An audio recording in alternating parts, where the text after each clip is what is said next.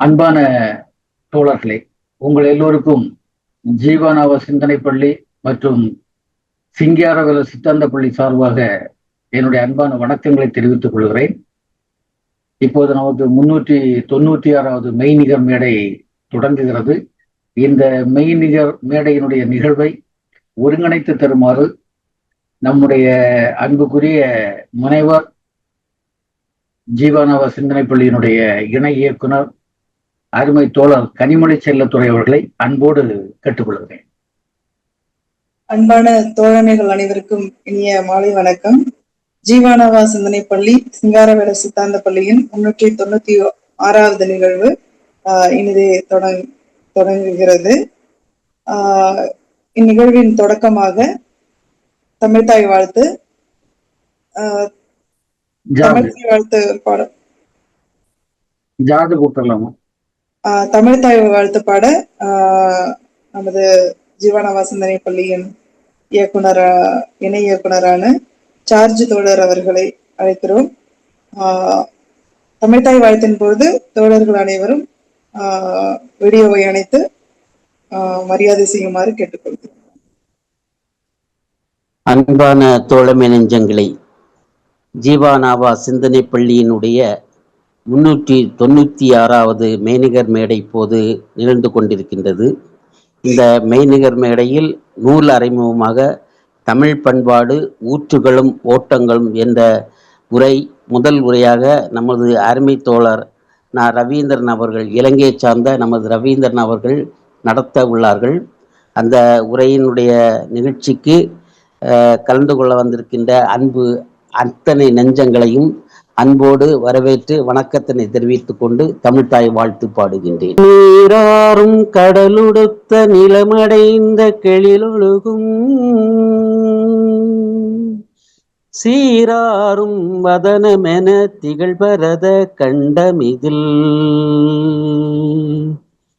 தெக்கணமும் அதில் சிறந்த திராவிடர் நல் திருநாடும்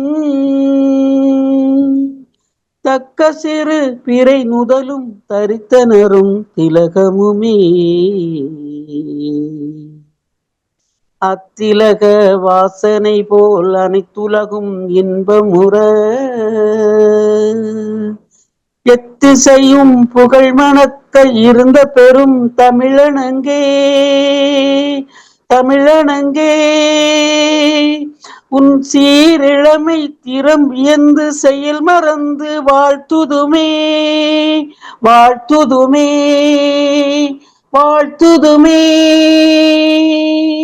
நன்றி தோழர்களை. நன்றி தோழர், மிக்க நன்றி. அடுத்ததாக இசைப்பாடல் பாட ஜீவானாவா சிந்தனை பள்ளியின் இணை இயக்குனரான நமது ஜீவானாவா சிந்தனை பள்ளியில் தொடர்ந்து தனது பங்களிப்பை வழங்கி வருவோருமான சைமன் தோழர் அவர்களை இசைப்பாடல் பாட வருமாறு அன்புடன் அழைக்கின்றோம்.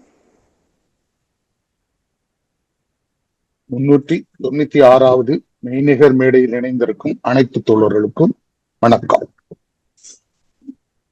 மலையை கூடைந்தெடுத்து தந்தம் கடைந்தெடுத்து யமுனை கரை சமைந்த பேரழகே, மலையை கூடைந்தெடுத்து தந்தம் கடைந்தெடுத்து யமுனை கரை சமைந்த பேரழகே, நிலவில் பிறை வடித்து மும்தாஜ் குழல் முடித்து நிலத்தில் உறைந்து விட்ட ஓரழகே, நிலத்தில் உறைந்து விட்ட ஓரழகே, மலையை கூடைந்தெடுத்து தந்தம் கடைந்தெடுத்து யமுனை கரை சமைந்த தேரழகே,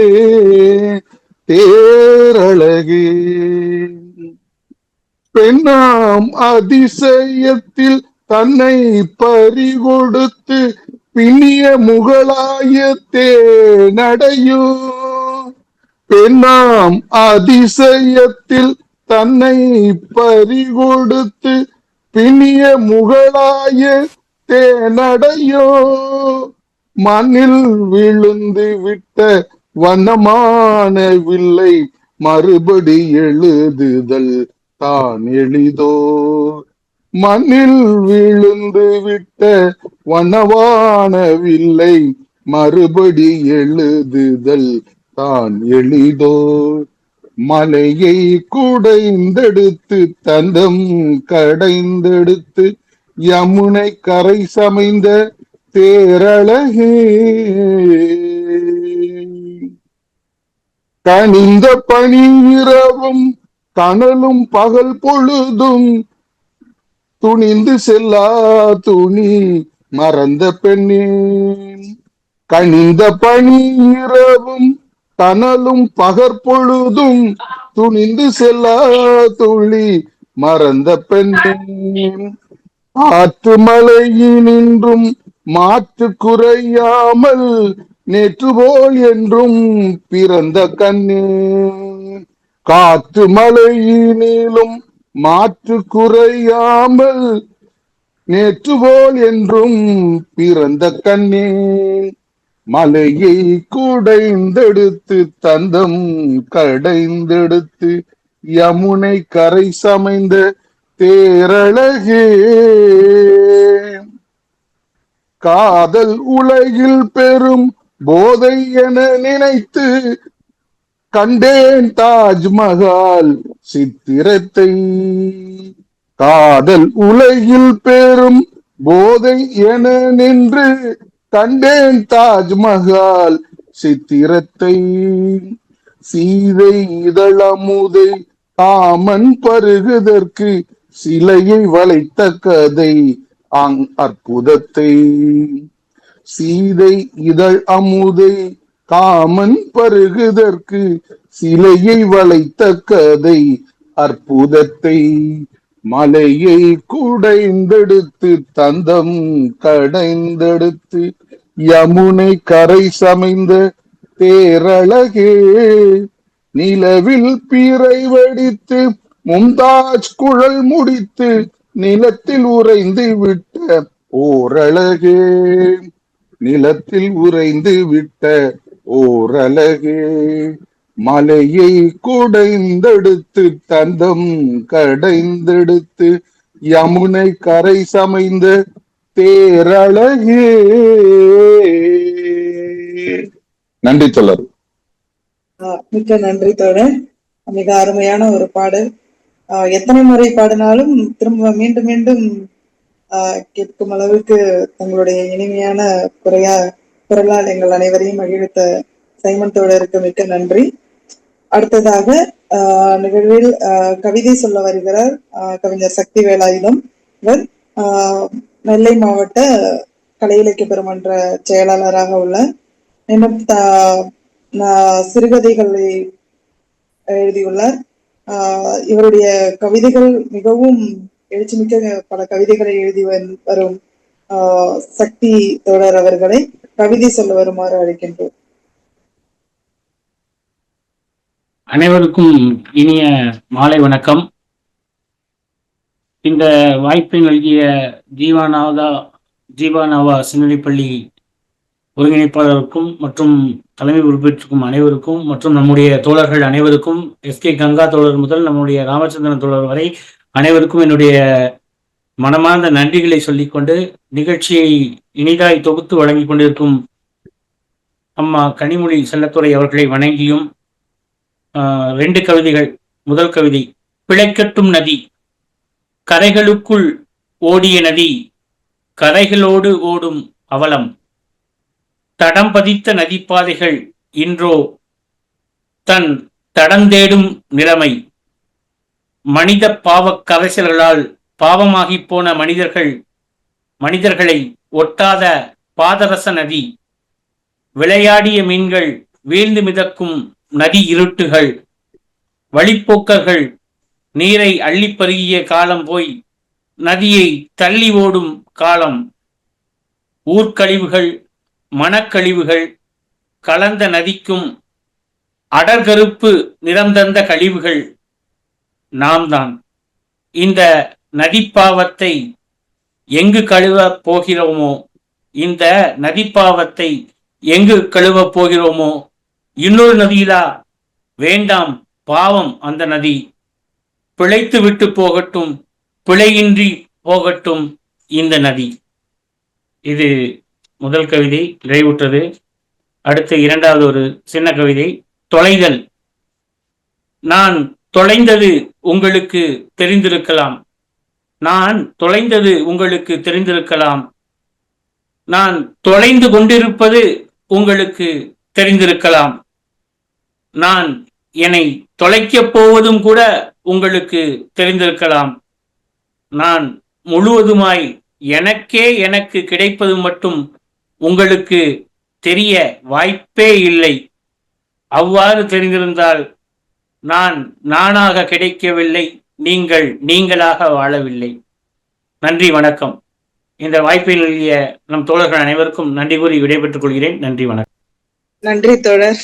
மிக அருமையான 2 கவிதைகள். ஒரு இன்றைய காலகட்டத்துக்கு ரொம்ப அவசியமான அந்த ஒரு கவிதை நதியினுடைய அவலத்தை மிகச் சிறப்பாக தன்னுடைய கவிதையில் கூறிய சக்தி தோழருக்கு மிக்க நன்றி. அடுத்ததாக நமது நிகழ்வினுடைய தலைமையுரை நமக்கு ஜீவானவா சிந்தனை பள்ளி, சிங்காரவேலர் சித்தாந்த பள்ளியில் குறிப்பாக நாவ ஆய்வுக்குழு இவற்றில் தலைமை என்றாலே பேராசிரியர் ராமச்சந்திரன் அவர்கள் தான். இன்றைய நிகழ்விலும் நமது தமிழ் பண்பாடு ஊற்றுகளும் ஓட்டங்களும் என்ற பேராசிரியர் ரவீந்திரன் அவர்களுடைய நூல் அறிமுகத்திலும் நமது நிகழ்விற்கு தலைமையேற்க மார்க்சிய சிந்தனையாளர், நாவா ஆய்வுக்குழுவின் இயக்குனர், ஜீவானாவா சிந்தனை பள்ளியினுடைய இணை இயக்குனர், நாட்டார் வழக்காட்சியல் துறையின் மேனாள் துறை தலைவர் பேராசிரியர் ராமச்சந்திரன் அவர்களை நிகழ்விற்கு தலைமையுரை வழங்கி சிறப்பிக்குமாறு அன்புடன் அழைக்கின்றோம். தோழர்கள் எல்லாருக்கும் அன்பு வணக்கம். ஜீவானாவா சிந்தனை பள்ளியினுடைய 396வது மெய்நிகர் மேடை ஒரு புதிய அறிமுகத்தோடு இன்று நாம் இந்த கூட்டத்தை தொடங்குகிறோம். தமிழ் பண்பாடு ஊற்றுகளும் ஓட்டங்களும் என்கின்ற தமது நூல் குறித்து நாம் பெரிதும் போற்றுகின்ற மதிக்கக்கூடிய தோழர் ரவீந்திரன் அவர்கள் நம்மிடையே உரையாற்ற வந்திருக்கிறார்கள். அந்த நூலினுடைய தலைப்பே நமக்கு இந்த நூலில் இருந்து நாம் அறிய வேண்டியவை ஏராளம் இருக்கின்றன என்பதை நன்றாக உணர முடிகிறது. தமிழ் பண்பாடு ஊற்றுகளும் ஓட்டங்களும். பண்பாடு என்பது குறித்து பல அறிஞர்கள் நூல்களை எழுதியிருக்கிறார்கள். குறிப்பாக தமிழ் பண்பாடு, தமிழ் பண்பாட்டினுடைய கூறுகள், இவற்றை பற்றி எல்லாம் நூல்கள் எழுதியிருக்கிறார்கள். நான் சொல்லப்போனா முதல்ல தமிழ் பண்பாடு, தமிழர் பண்பாடு அப்படிங்கிற அந்த பண்பாடு என்கின்ற சொல்லை தமிழுக்கு மிகச்சரியாக அறிமுகப்படுத்தியவர் வையாபுரி பிள்ளை என்ற அறிஞர். நமக்கு வையாபுரி பிள்ளை என்ற பெயரை சொல்லுகின்ற போதே தமிழ் ஆய்வாளர்களுள் பலர் அவரை ஏற்றுக்கொள்வதில்லை. ஏனென்றால் காலம் பற்றிய, தமிழ் இலக்கியங்களுடைய காலம் பற்றிய அவருடைய ஆய்வுகள் சிறப்பானவை இல்லை, காலத்தை மிகவும் பிந்தி கொண்டு வருகிறார் என்கின்ற குற்றச்சாட்டும் அவருக்கு உண்டு. இருந்தாலும் அவரை ஒரு சொல்லில் அப்படி தூக்கி எறிஞ்சிட முடியாது. ஏனென்றால் தமிழியல் ஆய்வில் மிக முக்கியமான ஒரு அறிஞர். அவருடைய ஆய்வு முறையியல் ஏராளமான தரவுகளோடு அவர் நம்முடைய ஆய்வை அவர் மேற்கொண்டிருப்பது நம்மால் உணர முடியும். அவருடைய நல்ல நூல்களுள் ஒன்று தமிழர் பண்பாடு என்கின்ற நூல். 1949 வெளிவந்த முதல் பதிப்பாக வெளிவருகிறது. அதுக்கப்புறம் 58 வரைக்கும் அதுல 3வது பதிப்புல ஒரு சில கட்டுரைகளை கூட சேர்த்து அந்த நூலை அவர் எழுதியிருக்கிறார்கள். அதுல அவர் சொல்றது என்னன்னா, ஏன்னா அவரு தான் முதல்ல சொல்லியிருக்காரு அப்படின்னு சொல்றதுக்கு காரணம், பண்பாடு என்பது புதிய சொல் அப்படின்னு அவரு சொல்றார். நம்முடைய தாய்மொழியில், நம்முடைய தமிழ் மொழியில் ஆய்வு செய்யக்கூடிய தமிழ் பண்டிதர்கள் பலர் இந்த சொல்லை ஒத்துக்கொள்வார்கள் என்பது சந்தேகமாகத்தான் இருக்கிறது என்று அப்படிதான் அவர் எழுதுவார். அப்படி ஒப்புக்கொண்டால் கூட அந்த பண்பாடு என்பதற்கு குணம் அல்லது இயல்பு என்ற பொருளோடு அவர்கள் நிறுத்திக் கொள்வார்கள் என்று வையாபுரி பிள்ளை குறிப்பிடுகிறார். மேலை நாட்டுகள்ல கல்ச்சர் என்று சொல்லக்கூடிய அந்த சொல்லுக்கு ஈடாக தமிழில் பண்பாடு என்று நாம் சொல்கிறோம். சிலர் கலாச்சாரம் அப்படின்னு சொல்லுவாங்க, சிலர் நாகரிகம்னு சொல்றாங்க. ஆங்கிலத்தில் சிவிலைசேஷன் என்று சொல்வதற்கு இணையாக நாகரிகம் என்ற சொல்லை நாம் பயன்படுத்தலாம். வையாபுரி பிள்ளையை பொறுத்தவரையில் அவர் என்ன சொல்கிறார் அப்படின்னா, நாகரிகத்திற்குள் பண்பாடு வரும், ஆனால் பண்பாட்டிற்குள் நாகரிகம் வராது என்று சொல்கிறார். அது விவாதத்துக்குரியது, அப்புறம் நம்ம பார்க்கலாம். இந்த பண்பாடு என்கின்ற, இந்த கல்ச்சர் என்கின்ற இந்த சொல் 2 பொருள்கள்ல இருக்குது அப்படின்னு அவர் குறிப்பிடுகிறார். அதுல என்ன அப்படின்னு சொன்னா, ஆந்த்ரோபாலஜிஸ்ட், அதாவது ஆந்த்ரோபாலஜி என்கின்ற மானிடவியல், இன்னைக்கு மானிடவியல் அல்லது மானுடவியல் அப்படிங்கிற பதங்களை பயன்படுத்துகிறோம். வையாபுரி பிள்ளை காலத்தில் எப்படி அதை சொல்கிறார், தொன்மக்கள் நூல் அப்படின்னு அவரு குறிப்பிட்டிருக்கிறார் ஆந்த்ரோபாலஜி என்பதை.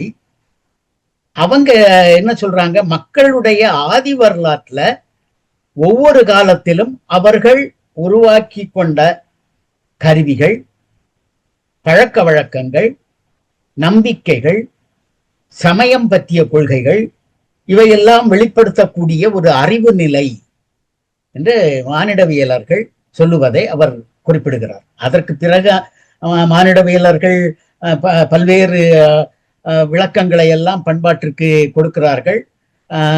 பேராசிரியர் மதிப்பிற்குரிய பக்தவத்சல பாரதி அவர்களுடைய பண்பாட்டு மானிடவியல் என்கின்ற நூலை நாம் வாசிக்கின்ற போது நாம் அவற்றை அறிந்து கொள்ளலாம். அவருடைய 1949 பேராசிரியர் வையாபுரி பிள்ளைக்கு கிடைத்த செய்திகளின் அடிப்படையில் அவர் எழுதுகிறார். அதற்கு அப்புறம் இன்னொன்று, 2வதாக ஒரு விளக்கம் என்ன அப்படின்னா, இன்டலெக்சுவல் டெவலப்மெண்ட், மக்களுடைய அறிவு, கருத்து, அறிவு நிலை, கருத்து நிலை, குணநிலை, கொள்கை நிலை, ஒழுக்க நிலை, வாழ்க்கை நிலை, மேலும் இந்த இவையெல்லாம் திருத்தி அமைக்கக்கூடிய ஒரு திருத்தப்பட்ட நிலை, இன்டலெக்சுவல் டெவலப்மெண்ட் என்று இன்னொரு பொருளும் இருக்கிறது பண்பாடு என்பதற்கு என்று பேராசிரியர் வையாபுரி பிள்ளை எழுதுகிறார். அதற்கு அப்புறம் அந்த நூலில் பல்வேறு விதமான செய்திகளை அவர் குறிப்பிடுகிறார். அடுத்தது தேப்போமி தமிழும் பிற பண்பாடும் அப்படின்னு சொல்லி ஒரு நூல் எழுதணும். அதுல பண்பாடு என்பதற்கு ஒரு விளக்கத்தை அவர் முதலில் தந்துவிட்டு அந்த நூலை அவர் எழுதி செல்கிறார். பேராசிரியர் வானமாமலை அவர் ஆராய்ச்சியில் எழுதிய கட்டுரைகளை தொகுத்து தமிழர் பண்பாடும் தத்துவமும் என்கின்ற ஒரு அற்புதமான நூலை நமக்கு தந்திருக்கிறார். அதற்கு பிறகு பல நூல்கள், தமிழர் பண்பாடு, தமிழ் பண்பாடு, இந்த மாதிரிப்பட்ட விஷயங்கள், தோப்பா வரைக்கும், தோப்பா எழுதியிருக்கிறார் பண்பாட்டு அசைவுகள் என்கின்றது ஒரு ரொம்ப முக்கியமான ஒரு நூல். கைலாசபதி அவர்கள் பண்டை தமிழர் வாழ்வும் பண்பாடும் என்கின்ற ஒரு நூல், கட்டாயம் நாம படிக்க வேண்டிய ஒரு நூல் அவர் எழுதியிருக்கிறார். அடுத்தது பேராசிரியர் சிவத்தம்பி அவர்கள் தமிழ் பண்பாட்டில் சினிமா அப்படிங்கிற ஒரு நூல். அது அப்போ அது பண்பாடு பற்றி அவர் கொண்டிருக்கக்கூடிய சிந்தனையை நாம் அந்த நூல் மூலமாக அறிந்து கொள்ள இயலும். அப்புறம் பண்டை தமிழ் சமூகம் வரலாற்று புரிதலை நோக்கி அப்படிங்கிற ஒரு நூலும் ரொம்ப முக்கியமானது. இவர்கள்ல பேராசிரியர் நாவா, கலாநிதி கைலாசபதி, கலாநிதி சிவத்தம்பி மூவரும் மார்க்சியர்கள். பேராசிரியர் தோப்பா அவர்கள் மார்க்சியத்தையும் பெரியாரியத்தையும் இணைத்து சில விளக்கங்களை அவர் தருவார். தமிழர்களை அல்லது தமிழ் மக்களை முன்னிறுத்திய ஆய்வுகளாக இந்த 3 மார்க்சியர்களும் ஆய்வுகளை மேற்கொண்டிருக்கிறார்கள் என்பது ரொம்ப முக்கியமானது. ஏனென்றால் மார்க்சியவாதிகள் பெரும்பாலும் மக்களை முன்னிறுத்திய ஆய்வுகளைத்தான் மேற்கொள்ளுவார்கள்ங்கிறது நமக்கு தெரியும். மூவரும் பண்பாடு பற்றி பேசியிருக்கக்கூடிய முக்கியமான அறிஞர்கள் என்பதையும் நாம் கவனத்தில் கொள்ள வேண்டியிருக்கிறது. மற்றவர்கள் பேராசிரியர் தோப்பாவை தவிர மற்றவர்கள் எல்லாரையும் தொல்லியல் கருத்துக்களை நிறைய எடுத்துக்கிறார்கள். கல்வெட்டுக்களையும் ஆய்வுகளையும் பிற ஆய்வேடுகளையும் அவர்கள் எடுத்துக்கொள்கிறார்கள். இலக்கிய மேற்கோள்களை எல்லாம் எடுத்து ஆளுகிறார்கள். பண்பாட்டு பற்றிய ஆய்வுகளை அவர்கள் மேற்கொண்டிருந்தாலும் அவர்களுடைய விளக்கம், இன்டர்பிரட்டேஷன் என்று சொல்லக்கூடிய அவர்களுடைய விளக்கங்கள் பெரும்பாலும்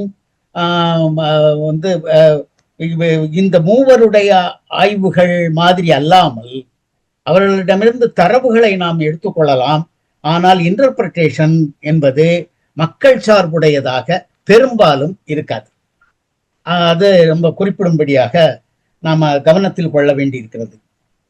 அந்த வகையில் நம்முடைய பேராசிரியர் அவர்கள் இந்த இடத்துல இன்னொரு கருத்தையும் நம்ம சொல்லணும். 3 நூல்கள் அந்த காலத்துல கோ கேசவன் மொழிபெயர்த்தார்கள்.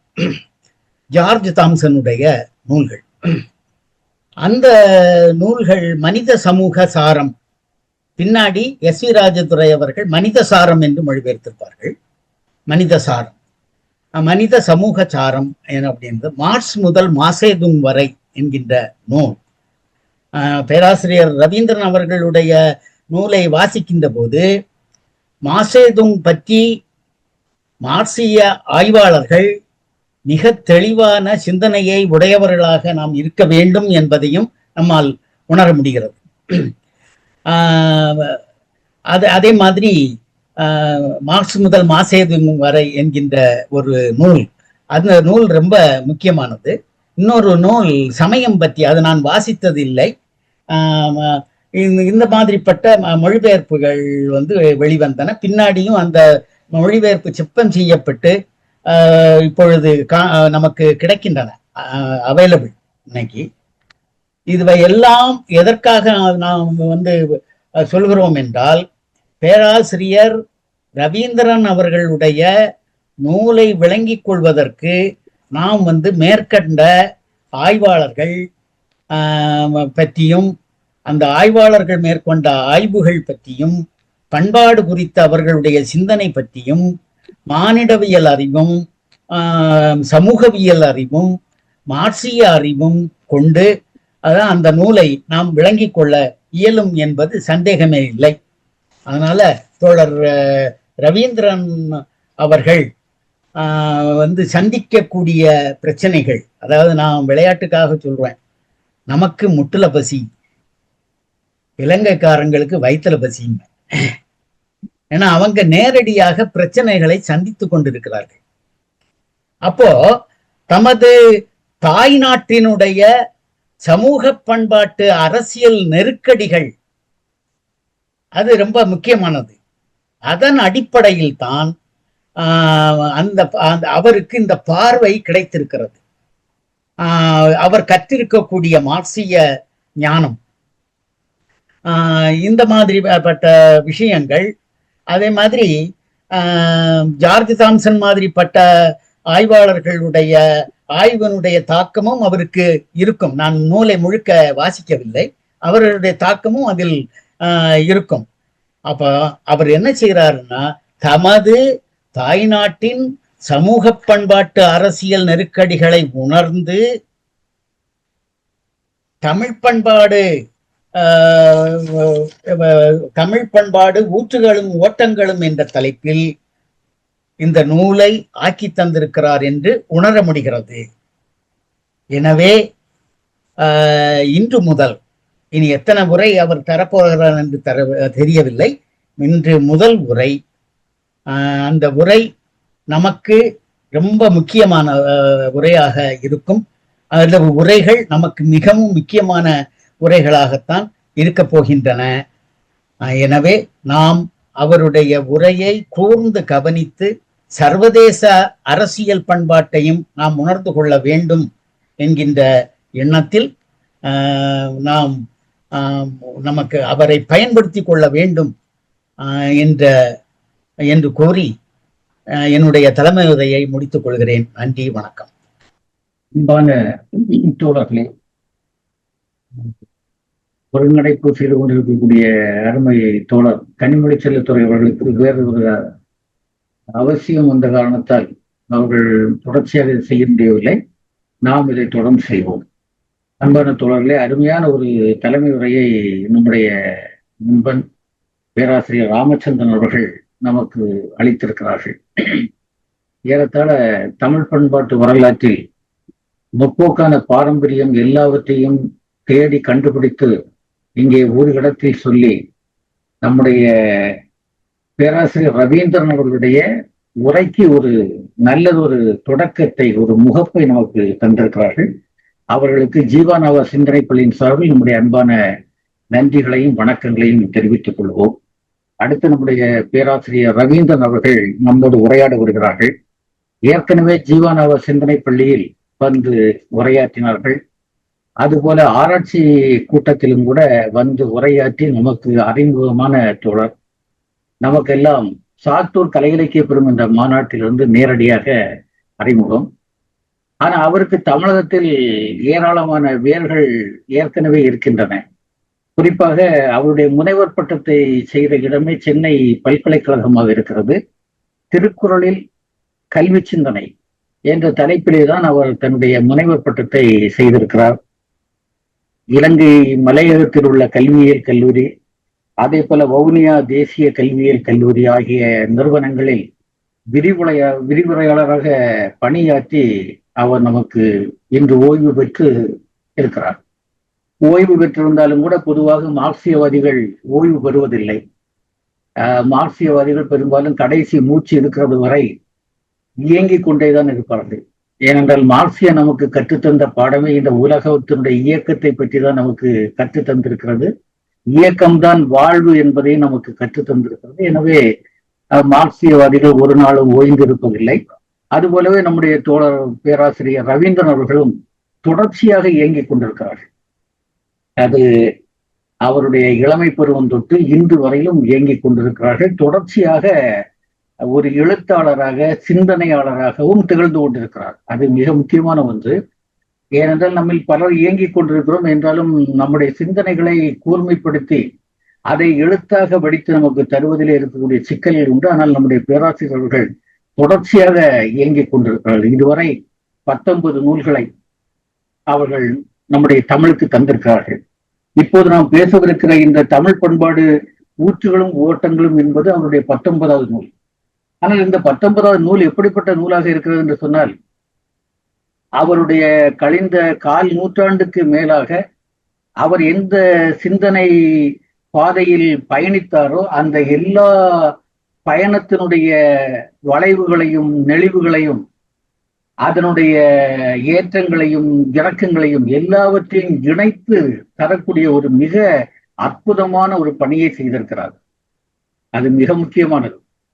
ஏனென்றால் அவருடைய சிந்தனைகளிலே இருக்கக்கூடிய புதுமையான தன்மையை புரிந்து கொண்டு, அது சாத்தூரில் அவர் உரையாற்றிய போது நான் அதை உணர்ந்து கொண்டேன். எனவே ஜீவானவ சிந்தனை பள்ளியிலும் நீங்கள் உரையாற்ற வர வேண்டும், அதிலும் தொடர் உரையாடல் நடத்தலாம். ஏனென்றால் 18 நூல்களை படைத்திருக்கிறது என்று சொன்ன போது, இல்லை, என்னுடைய இப்போது ஒரு புதிய நூல் வரப்போகிறது, அந்த நூல் வந்தவுடன் நாம் தொடர் உரையாடலை நடத்தலாம் என்று சொன்னார். காரணம், தன்னுடைய வாழ்க்கை பயணத்தில் சந்தித்த அத்தனை கருத்தியல்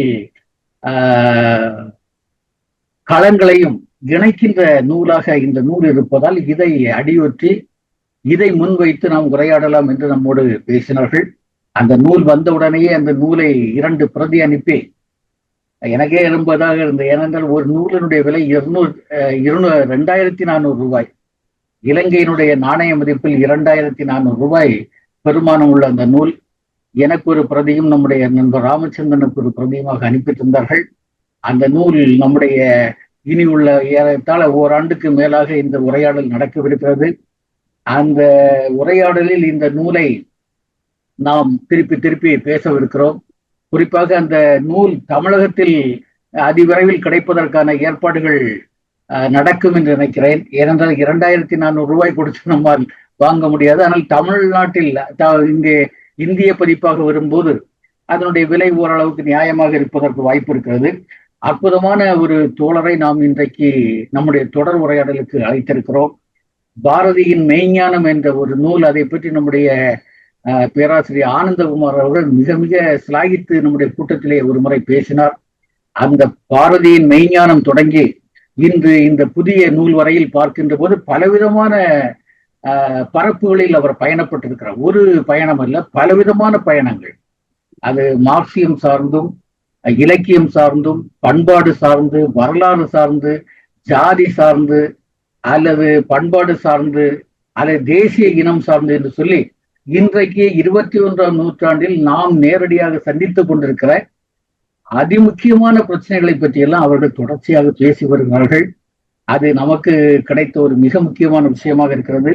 அதிலும் அவர்கள் ஜீவானவ சிந்தனை பிள்ளையோடு இணைந்து பயணிப்பதை அவரும் மிகவும் ஆர்வத்தோடு மிகவும் விரும்புகிறார். அந்த வகையிலே அவரை நாம் இப்போது நம்முடைய இந்த நிகழ்வுக்கு வரவேற்று அவருடைய தொடர் உரையாடல், அந்த தொடர் உரையாடலுடைய முதல் உரையாடல் இன்றைக்கு தொடங்குகிறது. இந்த முதல் உரையாடலை தருவதற்கு நம்முடைய மதிப்புக்கும் மரியாதைக்கும் உரிய பேராசிரியர் ரவீந்திரன் அவர்களை அன்போடு அழைக்கிறேன். அனைத்து தோழர்களுக்கும் வணக்கம். ஏற்கனவே ஒரு முன்னோட்டமாக இந்த விடயங்கள் தோழர்களால் முன்வைக்கப்பட்டிருக்கு. அந்த வகையில நான் நேரடியாக நூலுக்குள் செல்லலாம் என்று நினைக்கிறேன்.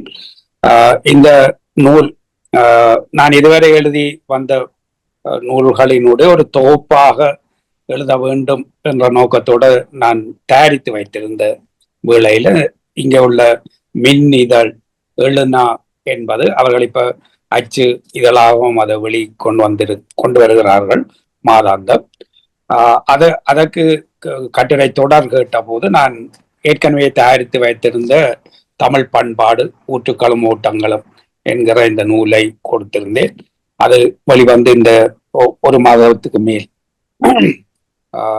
13ஆம் தேதி நூலுக்கான வெளியீடு எதுவுமே இதுவரை செய்யவில்லை. ஆனால் ஒரு 20-30 பேர் கலந்து கொண்ட விமர்சன களம் என்று போட்டு நேரடியாக யாழ்ப்பாணத்தினுடைய முன்னோடி விமர்சகர்கள் எல்லோருமே கலந்து விமர்சனத்துக்கு எடுத்த ஒரு அரங்கை ஏற்பாடு செய்திருந்தோம்.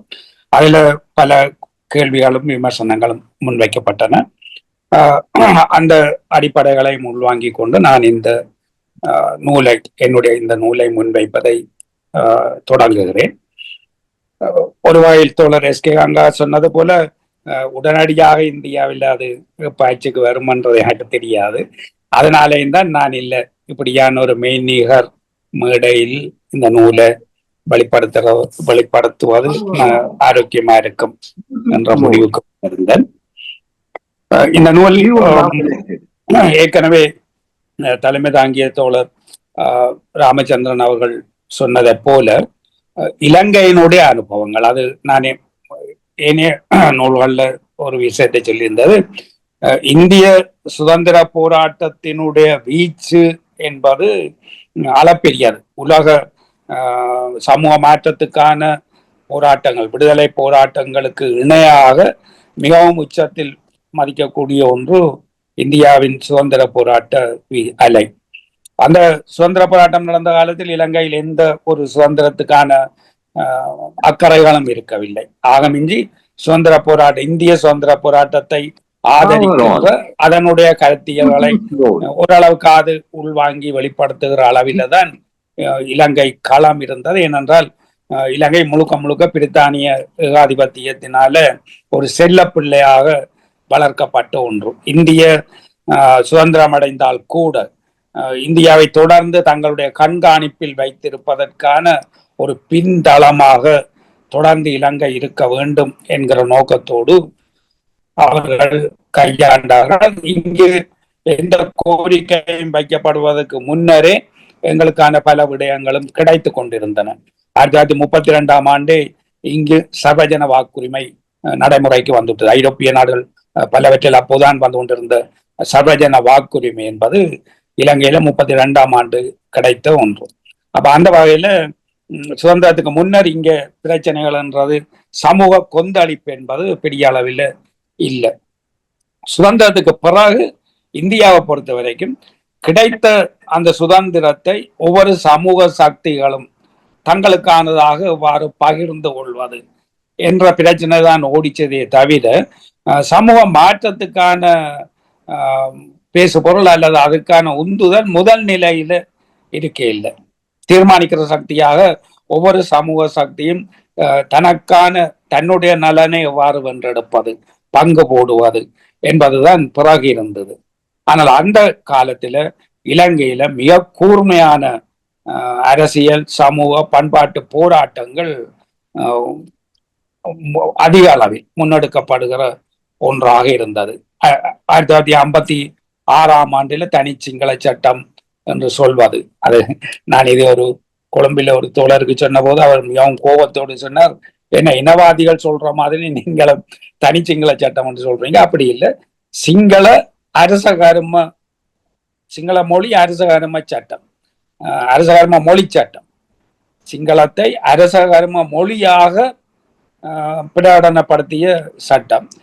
சரி, அதுக்கு சமனா நீ தமிழையும் வைக்கணும் என்ற கோரிக்கையை விட்டுவிட்டது. அதை தனிச்சிங்கள சட்டம் என்று சொல்லி அதுக்கு எதிராக போராடினது தமிழர் அதுவரை ஆங்கில கல்வியின் ஊடாக பெற்ற வாய்ப்பு பறிபோகிறது என்றதுனால முன்னெடுக்கப்பட்ட ஒரு விடயம். ஆனால் அது ஒரு மொழி போராட்டம் என்பதை இங்கே தோற்றுவித்தது. அதே 1956ஆம் ஆண்டு அரசாங்கம் ஒரு தேசிய விழிப்புணர்வுக்குரிய அரசாங்கமாக இருந்தது. அது சமூக நீதிக்கான சட்டங்கள் பலவற்றையும் முன்வைத்தது, தொழிற்சங்க உரிமைகளை நடைமுறைப்படுத்தியது என்று அது ஒரு அடிப்படையான ஏகாதிபத்திய எதிர்ப்பு அரசாங்கமாக இருந்தது. அந்த ஏகாதிபத்திய எதிர்ப்பு என்பது தமிழ் மேட்டுக்குடிகளுக்கு உடன்பாடானதாக இருக்கவில்லை. ஏனென்றால் ஏகாதிபத்திய சக்திகளால் வளமூட்டி வளர்க்கப்பட்ட ஒரு அணி யாழ்ப்பாண மேட்டிமை சமூகம்.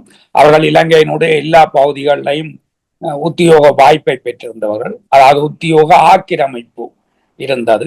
1956இல் சிங்கள பகுதிகளை நாங்கள் பார்த்து கொள்கிறோம், நீங்கள் வந்தீங்க உத்தியோகம் பார்க்கிறதுக்கு, அதை மட்டுப்படுத்த வேண்டி இருக்கு என்று அவர்கள் எழுச்சி பெற்றதுதான் தமிழ் பிரச்சனையாக மேலெழ தொடங்கிய ஒன்று. அப்ப இந்த ஒரு பக்கத்துல அந்த இன பிரச்சனை மேலெழுந்து வந்தது. அதை விடவும் இந்த சமூக நீதிக்கான தளம் வலுப்பெற்று கொண்டு வந்த போது இலங்கை மார்க்சியர்கள் சாதிய தகர்ப்பு போராட்டத்தை கையேற்றார்கள். இது மிக மிக பிரதானமான ஒரு அம்சம். இந்தியாவை பொறுத்த வரைக்கும் இந்திய விடுதலை பிரதானமானதாக இருந்து இயங்கிய போது 30ஆம் ஆண்டுகள்ல ஒரு 3 அணிகளாக பிரிவது வருகிறது.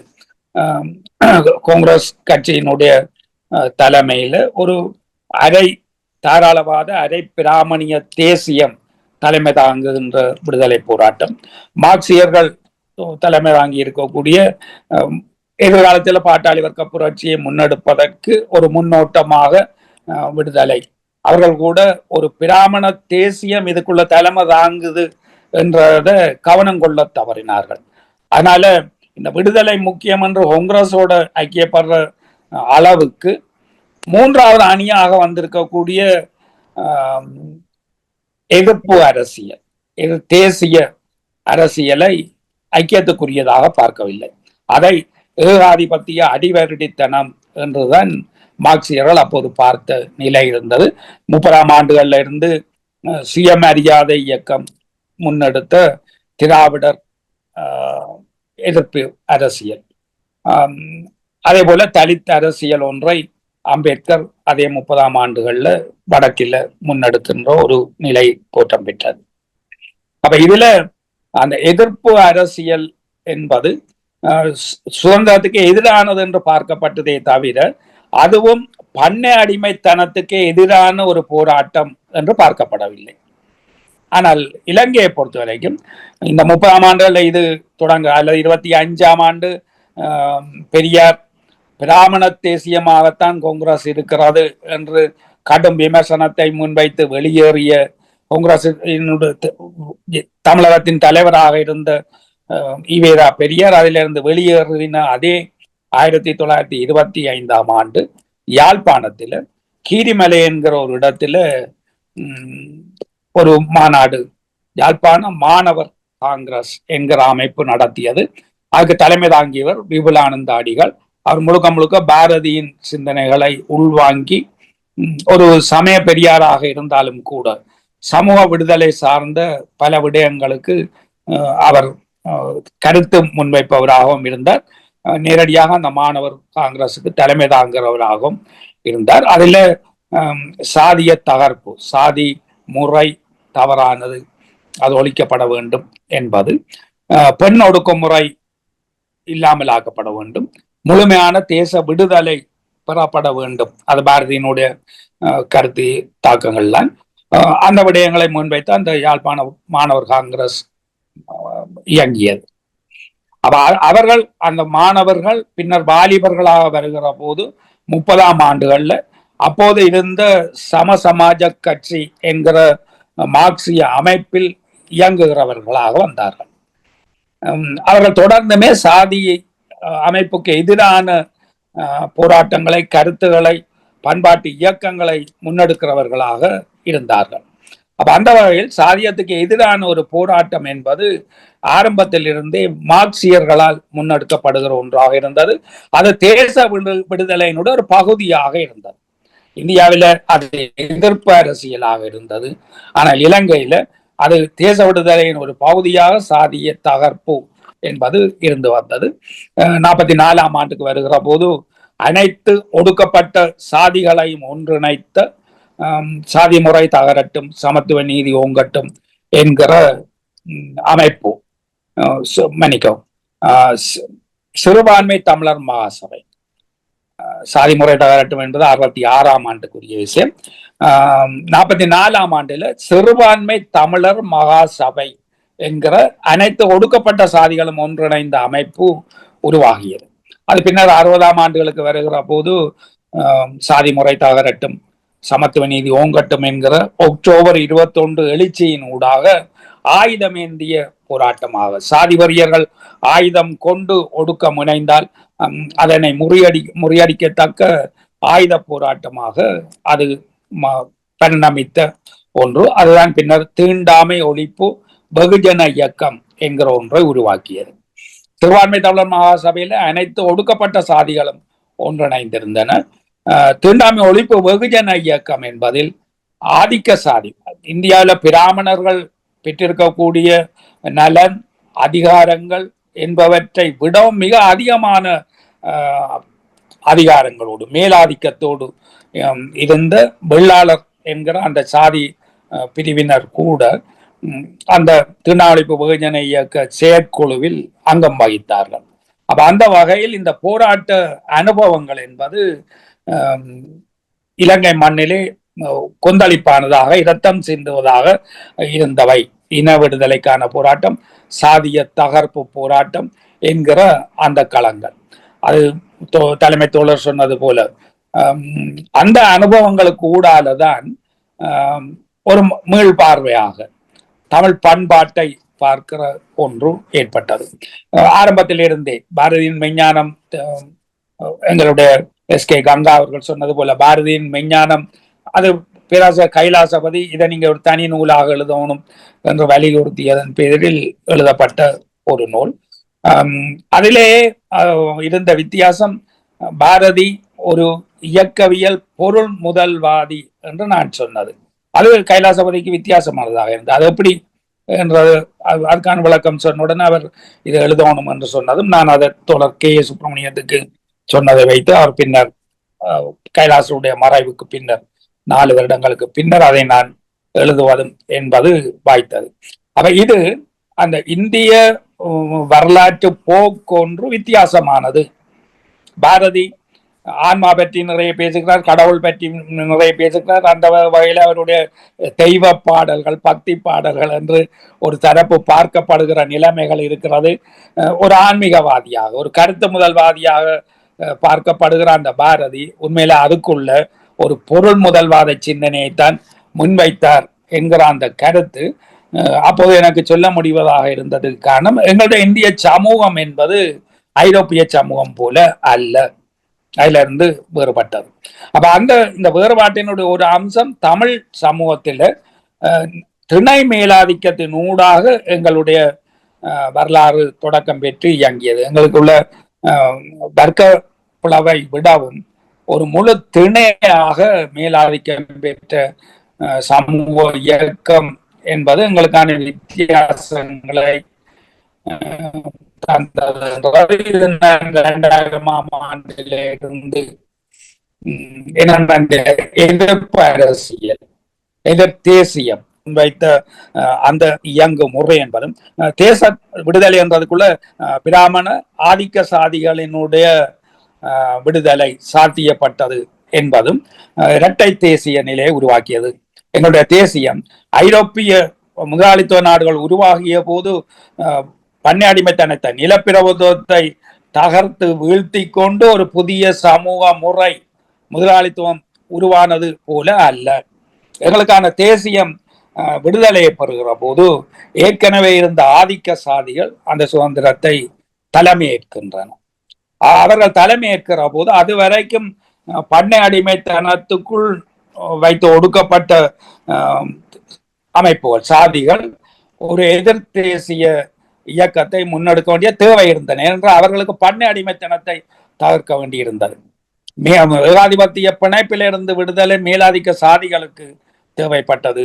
ஆனால் ஒடுக்கப்பட்ட சாதியினர் அல்லது இடைச்சாதி பிரிவினர்களுக்கு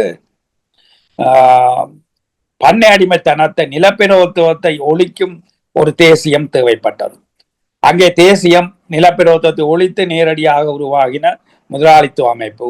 எங்களுக்கான தேசியம் ஏகாதிபத்திய பிணைப்பை உடைப்பது ஒரு தரப்புக்குரியதாகவும், இன்னொரு தரப்பு நிலப்பிரபுத்துவத்தை தகர்க்கின்ற தேசிய நலன் சார்ந்ததாகவும் இருந்தது. அந்த வகையில் எங்களுடைய இரட்டை தேசிய ஒரு வரலாறு எங்களுக்கு உருவாகியது என்று நான் 2000ஆம் ஆண்டில் பேச தொடங்கிய ஒரு விஷயம்.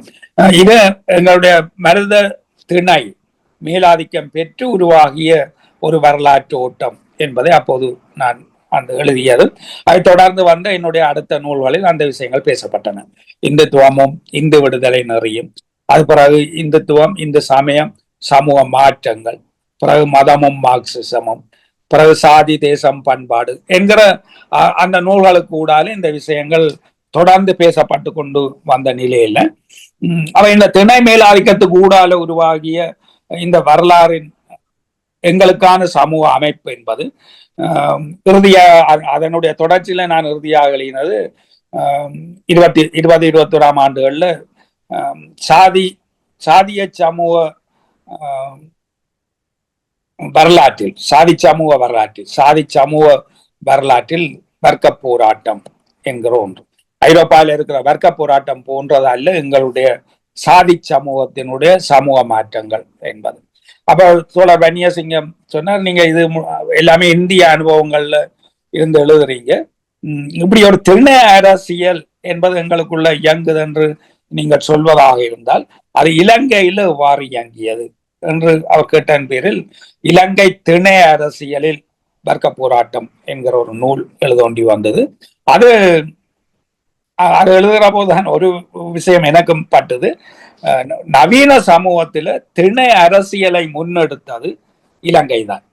நான் முன்னர் சொன்னது போல 25ஆம் ஆண்டில இருந்து விபுலானந்தாடிகள் தலைமை தாங்கிய அந்த சாதிய அமைப்பை தகர்ப்போம் என்கிறதுல இருந்து வளர்ச்சி பெற்று வந்த சிறுபான்மை தமிழர் மகாசபை, தீண்டாமை ஒழிப்பு வெகுஜன இயக்கம் என்பவற்றின் ஊடால இயங்கிய அனைத்து சாதியினர்களும் ஒன்றுபட்டு ஒரு சாதி அமைப்புக்கு எதிராக போராடுவது, ஒரு முழு சமூக சக்தியாக மேலாதிக்கத்துக்கு எதிராக போராடுகின்ற ஒரு அரசியல், அது இலங்கையில நவீன வரலாற்றில் சாத்தியப்பட்டது.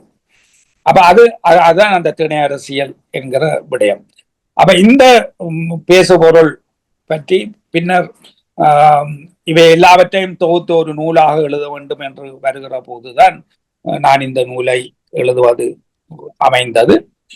இதற்கான ஒரு அணிந்துரையை என்னுடைய உறவினரும் கூட, பின்னர் உறவினர் ஆரம்பத்தில் என்னுடைய பாரதியின் மெஞ்ஞானம் நூலுக்கு ஒரு விமர்சனத்தை எழுதிய நூலாக எங்களுக்குள்ள தொடர்புகள் ஏற்பட்டிருந்தன. விக்னேஸ்வரன் அவர்கள் அணிந்துரை எழுதினார். அந்த அணிந்துரை அவரால் எழுதப்படுவது ஏன் அவசியம் என்றதை நான் என்னுடைய எண்ணுரையிலையும் சொல்லி இருக்கிறேன். அவரும் மிக சிறப்பாக எங்களுடைய இந்த போராட்ட அனுபவங்கள், தலைமை உரையில ராமச்சந்திரன் அவர்கள் சொன்னது போல, எங்களுடைய இந்த போராட்ட உணர்வுகளுக்கு ஊடால நாங்கள் பெற்ற அந்த புதுமையான உணர்வுகள். இந்த நூல் முதல் இந்த நூலுடைய அமைப்பை பொறுத்த வரைக்கும் அதுக்கு முன்னர் ஒரு விடயம் சொல்லணும். இன்றைக்கு திணையியம் என்ற ஒரு விஷயம் பேசப்படுது. நினைக்கிறேன் வாரக்கிழமை 26ஆம் தேதி அளவில் ஒரு பயிற்சி அரங்கொன்று நடப்பதாக ஒரு செய்தி பார்க்கக்கூடியதாக இருந்தது. திணையியம், திணை வாழ்வியல் தந்த சிந்தனை முறையை அவர்கள் திணையியம் என்று போட்டு அது பற்றி அது எங்களுடைய இன்றைய பிரச்சனைகளை தீர்ப்பதற்கு எவ்வாறு வழிகாட்ட முடியும் என்பது பற்றி அந்த பயிற்சி அரங்கி இருக்கும் என்று அவர்கள் முன்மொழிந்த ஒன்றை பார்க்கக்கூடியதாக இருந்தது. ஏற்கனவே தோழர் பேராசிரியர் ராஜன் அவர்கள் அவருடைய ஆய்வுகள் மிக முக்கியமான, அதுதான் முதல் கொடுமணம் என்ற அந்த இடத்துல செய்த 90ஆம் ஆண்டுகளினுடைய நடுக்கூறில் வெளிப்பட்ட அந்த ஆய்வு, அது கீழடியில் 2015 வெளிப்பட்டிருக்கக்கூடிய அவ்வளவு பொருட்களும் ஏற்கனவே கொடுமணல்ல கிடைத்தன. ஆனால் ஒரு நகர் கட்டமைப்பு தான் அங்க கிடைக்கல. நிச்சயமாக ஒரு நகர் வாழ்வியல் தொடங்கியதனுடைய வெளிப்பாடு அந்த பொருட்கள் என்று சொல்லி அவர் வெளிப்படுத்திய அந்த விஷயங்கள். அப்ப அதன் ஊடால இந்த சங்க இலக்கியத்துல பேச இருக்கக்கூடிய அந்த விடயங்களையும் வைத்து அவர் ஒரு விடயத்தை சொன்னார். மருதத்திணை மேலாதிக்கத்துக்கு ஊடாலதான் அரசு உருவாக்கம் என்றது எங்களுக்கு ஏற்படுதுன்றது இல்லை. அதுக்கு முன்னரே எங்களுக்கான அரசுகள் உருவாகிவிட்டன. பிரதானமாக அவர் முல்லை நிலத்தில் உருவாகி இருக்கக்கூடிய அம்பும் வில்லும் சேர அரசு, அத்தகைய ஒரு அரசு, அது விவசாய பண்பாட்டு எழுச்சியோடு உருவாகக்கூடிய ஒரு பெரிய அரசு என்கிற அளவுக்கு இல்லை என்றாலும் ஒரு முன்னோடி அரசாக அந்த சேர அரசு உருவாகியதை பற்றி அவர் பேசுபொருளாக்கியிருந்தார். அது அதே போல பாண்டிய அரசு, நெய்தல் திணைக்குரிய பாண்டிய அரசு பற்றின பேசுபொருட்களும் இருந்தன. இதை அடியொற்றி திணை அரசியல் என்கிற ஒன்று அன்றைக்கு இருந்தது என்ற விஷயம் பேசப்பட்டன. இந்த ரெண்டு மட்டும் இல்ல, குறிஞ்சியில கூட ஒரு வலுவான அரசு இருந்தால் அது பாரி ஓரி போன்ற அந்த கடைகள் வள்ளல்களை பெறும்போது குறிஞ்சி நிலத்துக்குரியவர்கள்.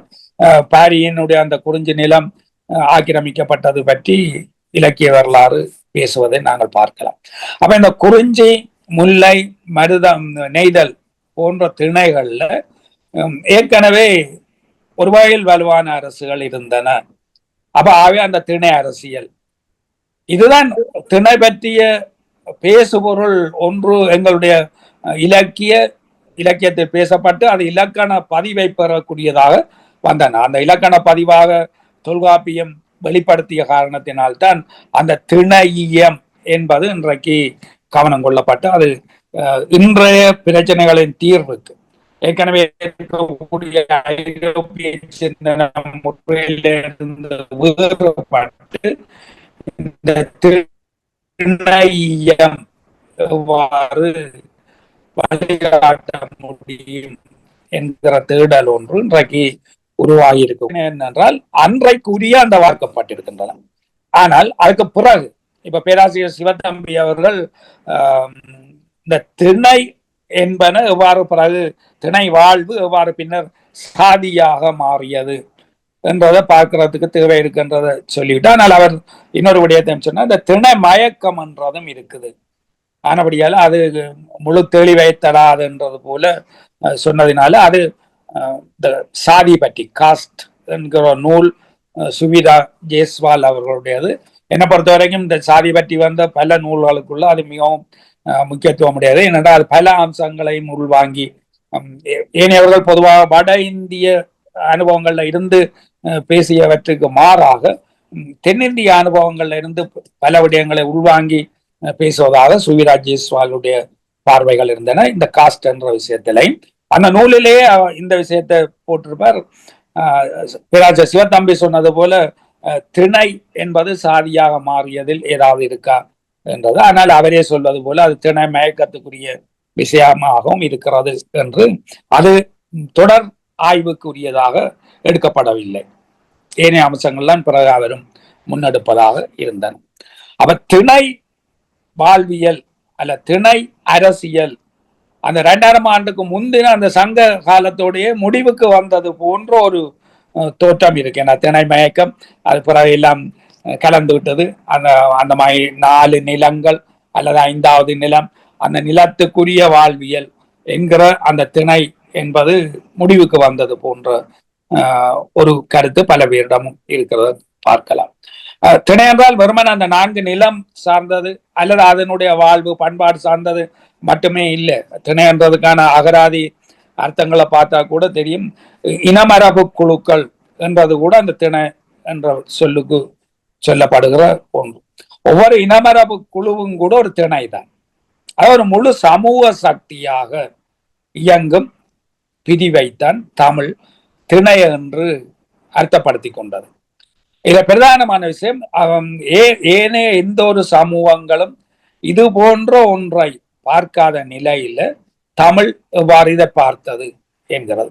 ஏற்கனவே இந்த ஜீவானாவா சின்னப்பள்ளி சிங்காரவேலர் சித்தாந்த பள்ளி ஆய்வு தொடர்கள் அல்லது கருத்தரங்குகள்ல முன்வைக்கப்பட்ட பல விஷயங்கள் ஒரு விடயம் இயற்கை பற்றி ஆரம்பகால இலக்கியங்கள் மிக அதிக அளவில் பேசியது தமிழில் தான். வேறு எந்த இலக்கியங்களையும் இந்த அளவு பேசப்படவில்லை. அது தனிநாயகம் அடிகள்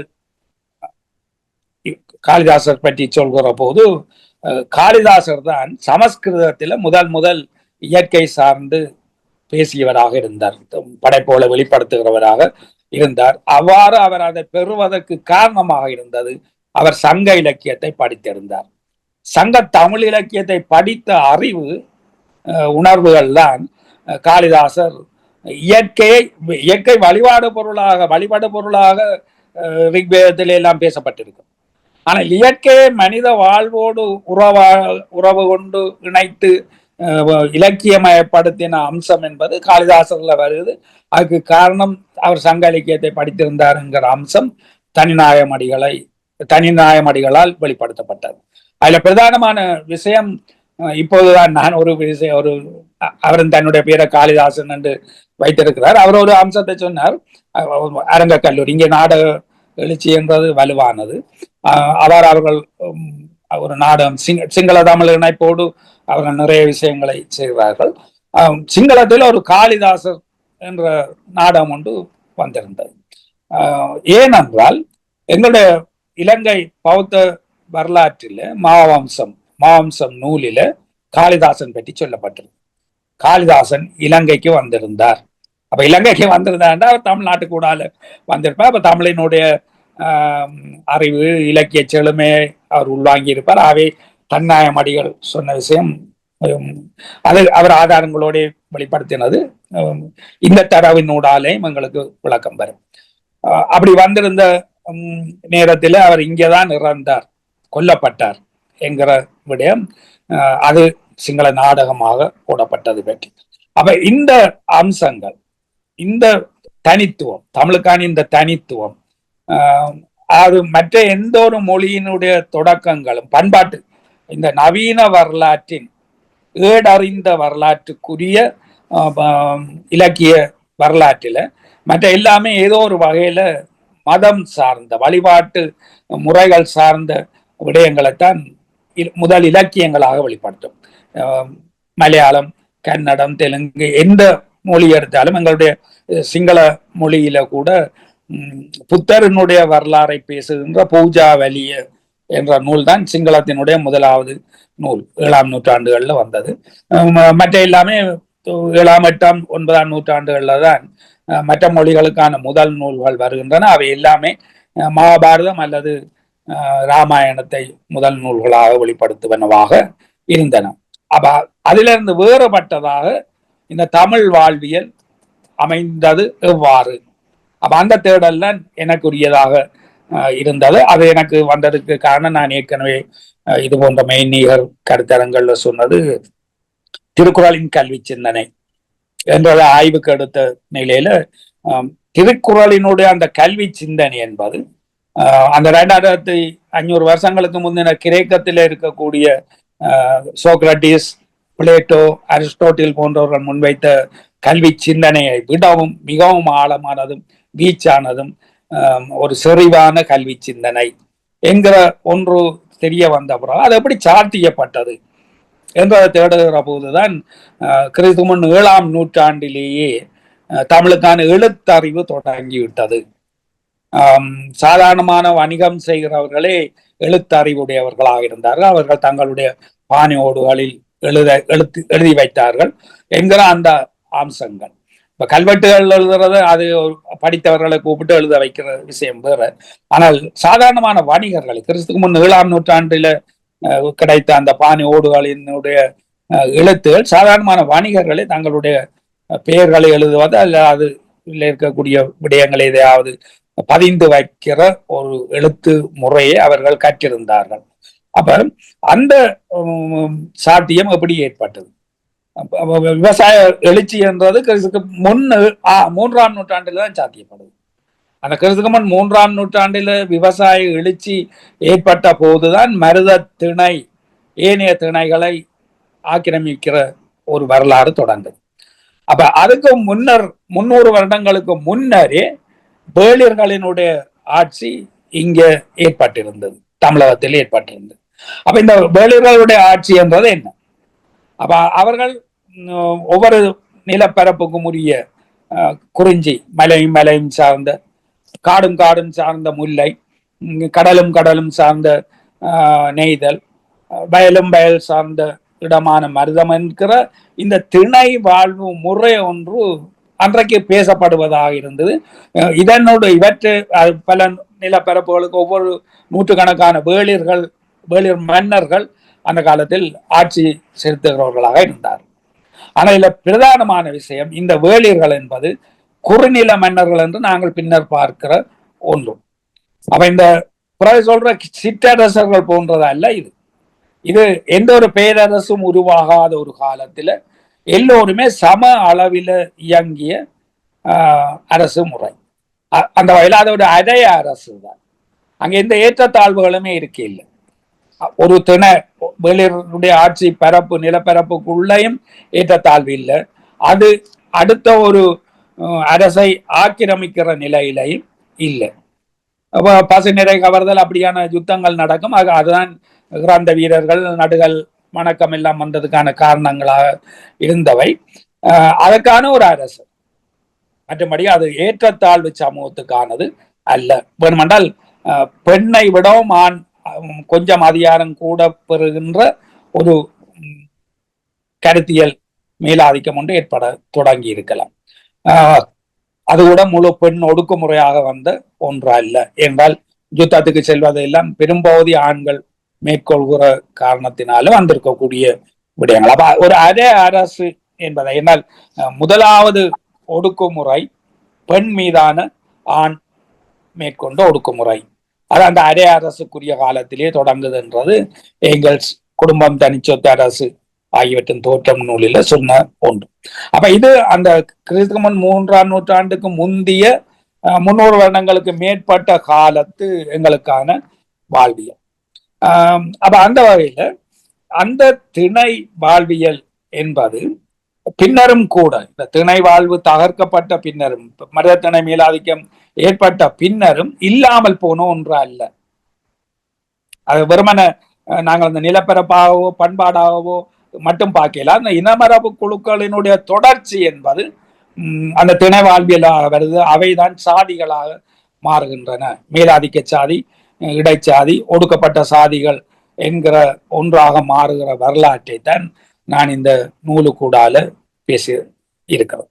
அப்ப இந்த திணை அரசியல் இந்த நூல் முன்வைக்கிற கருத்து என்பது ஏற்கனவே பேராசிரியர்களோ அல்லது சமூக அக்கறையாளர்கள் முன்னெடுக்கிறதிலிருந்து கொஞ்சம் வேறுபட்டு எங்களுடைய நவீன வரலாற்றில் திணை அரசியலை இலங்கை முன்னெடுத்தது என்கிற அனுபவங்களுக்கு கூடால மீள் வாசிப்புக்கு உள்ளாக்கி வெளிப்படுத்துகின்ற ஒன்று. அந்த வகையில் இந்த நூலினுடைய அமைப்பை பொறுத்த வரைக்கும் முதல்ல நான் நுழைப்புலம் என்ற ஒரு முன்னோட்டத்தை முன்வைக்கிறேன். இன்னொரு உலக ஒழுக்காறு, உலக நாடுகளின் இயக்க செல்நெறி என்கிற விஷயம் முதல்ல பேசப்பட்டது அந்த நூல். அது நான் சொன்ன அந்த 13ஆம் தேதி நடந்த விமர்சன கூட்டத்திலே ஒரு விடயம் சொல்லப்பட்டது. இந்த நூல் ஒரு கட்டிருக்கமான ஆய்வு நூலாக வந்திருந்தால் அது இன்னொரு வகையில எங்களுக்கு பயன்பட்டிருக்கும். பல்கலைக்கழக பேராசிரியர்கள் வைத்த அந்த கருத்து அது. ஆனால் இந்த நூலுக்கும் ஒரு தேவை இருக்கு. என்றால் இது சமகால அரசியல் செல்நறியலோடு இந்த ஆய்வு பொருளை இணைச்சு செல்கிறதுனால வெறும் ஆய்வு நூல்ன்றதை கடந்து இது ஒரு செயலுக்கு வழிகாட்டுகிற ஒன்றாக அமைக்கப்பட்டிருக்கு. நான் பிறகு என்னுடைய பதிலுரையிலேயும் அந்த விஷயத்தை சொன்னான். நான் முதல்ல நினைச்சது அப்படி ஒரு கட்டிருக்கமான ஆய்வு நூல் ஒன்றை எழுதுவதுதான். என்றால் இதுவரை எழுதியதை தொகுத்தொன்று சொல்ல வேண்டும் என்று நினைத்தது. ஆனால் எழுனா என்கிற பலரும் ஒரு மின் இதழூடாக வாசிக்கிற ஒரு சஞ்சிகையில அவருடைய வாசிப்போட்டத்தோட சமகாலத்து அரசியல் செல்நெறிகளையும் இணைத்து கொண்டு இந்த வரலாறை பேசுகிற போது அது இன்னொரு வகையான ஒரு வடிவத்தை பெறும் என்பதனால் இது அமைக்கப்பட்டிருந்தது. என்னை பொறுத்த வரைக்கும் இதுதான் எனக்கு இப்ப விருப்பமானதாக இருக்கு.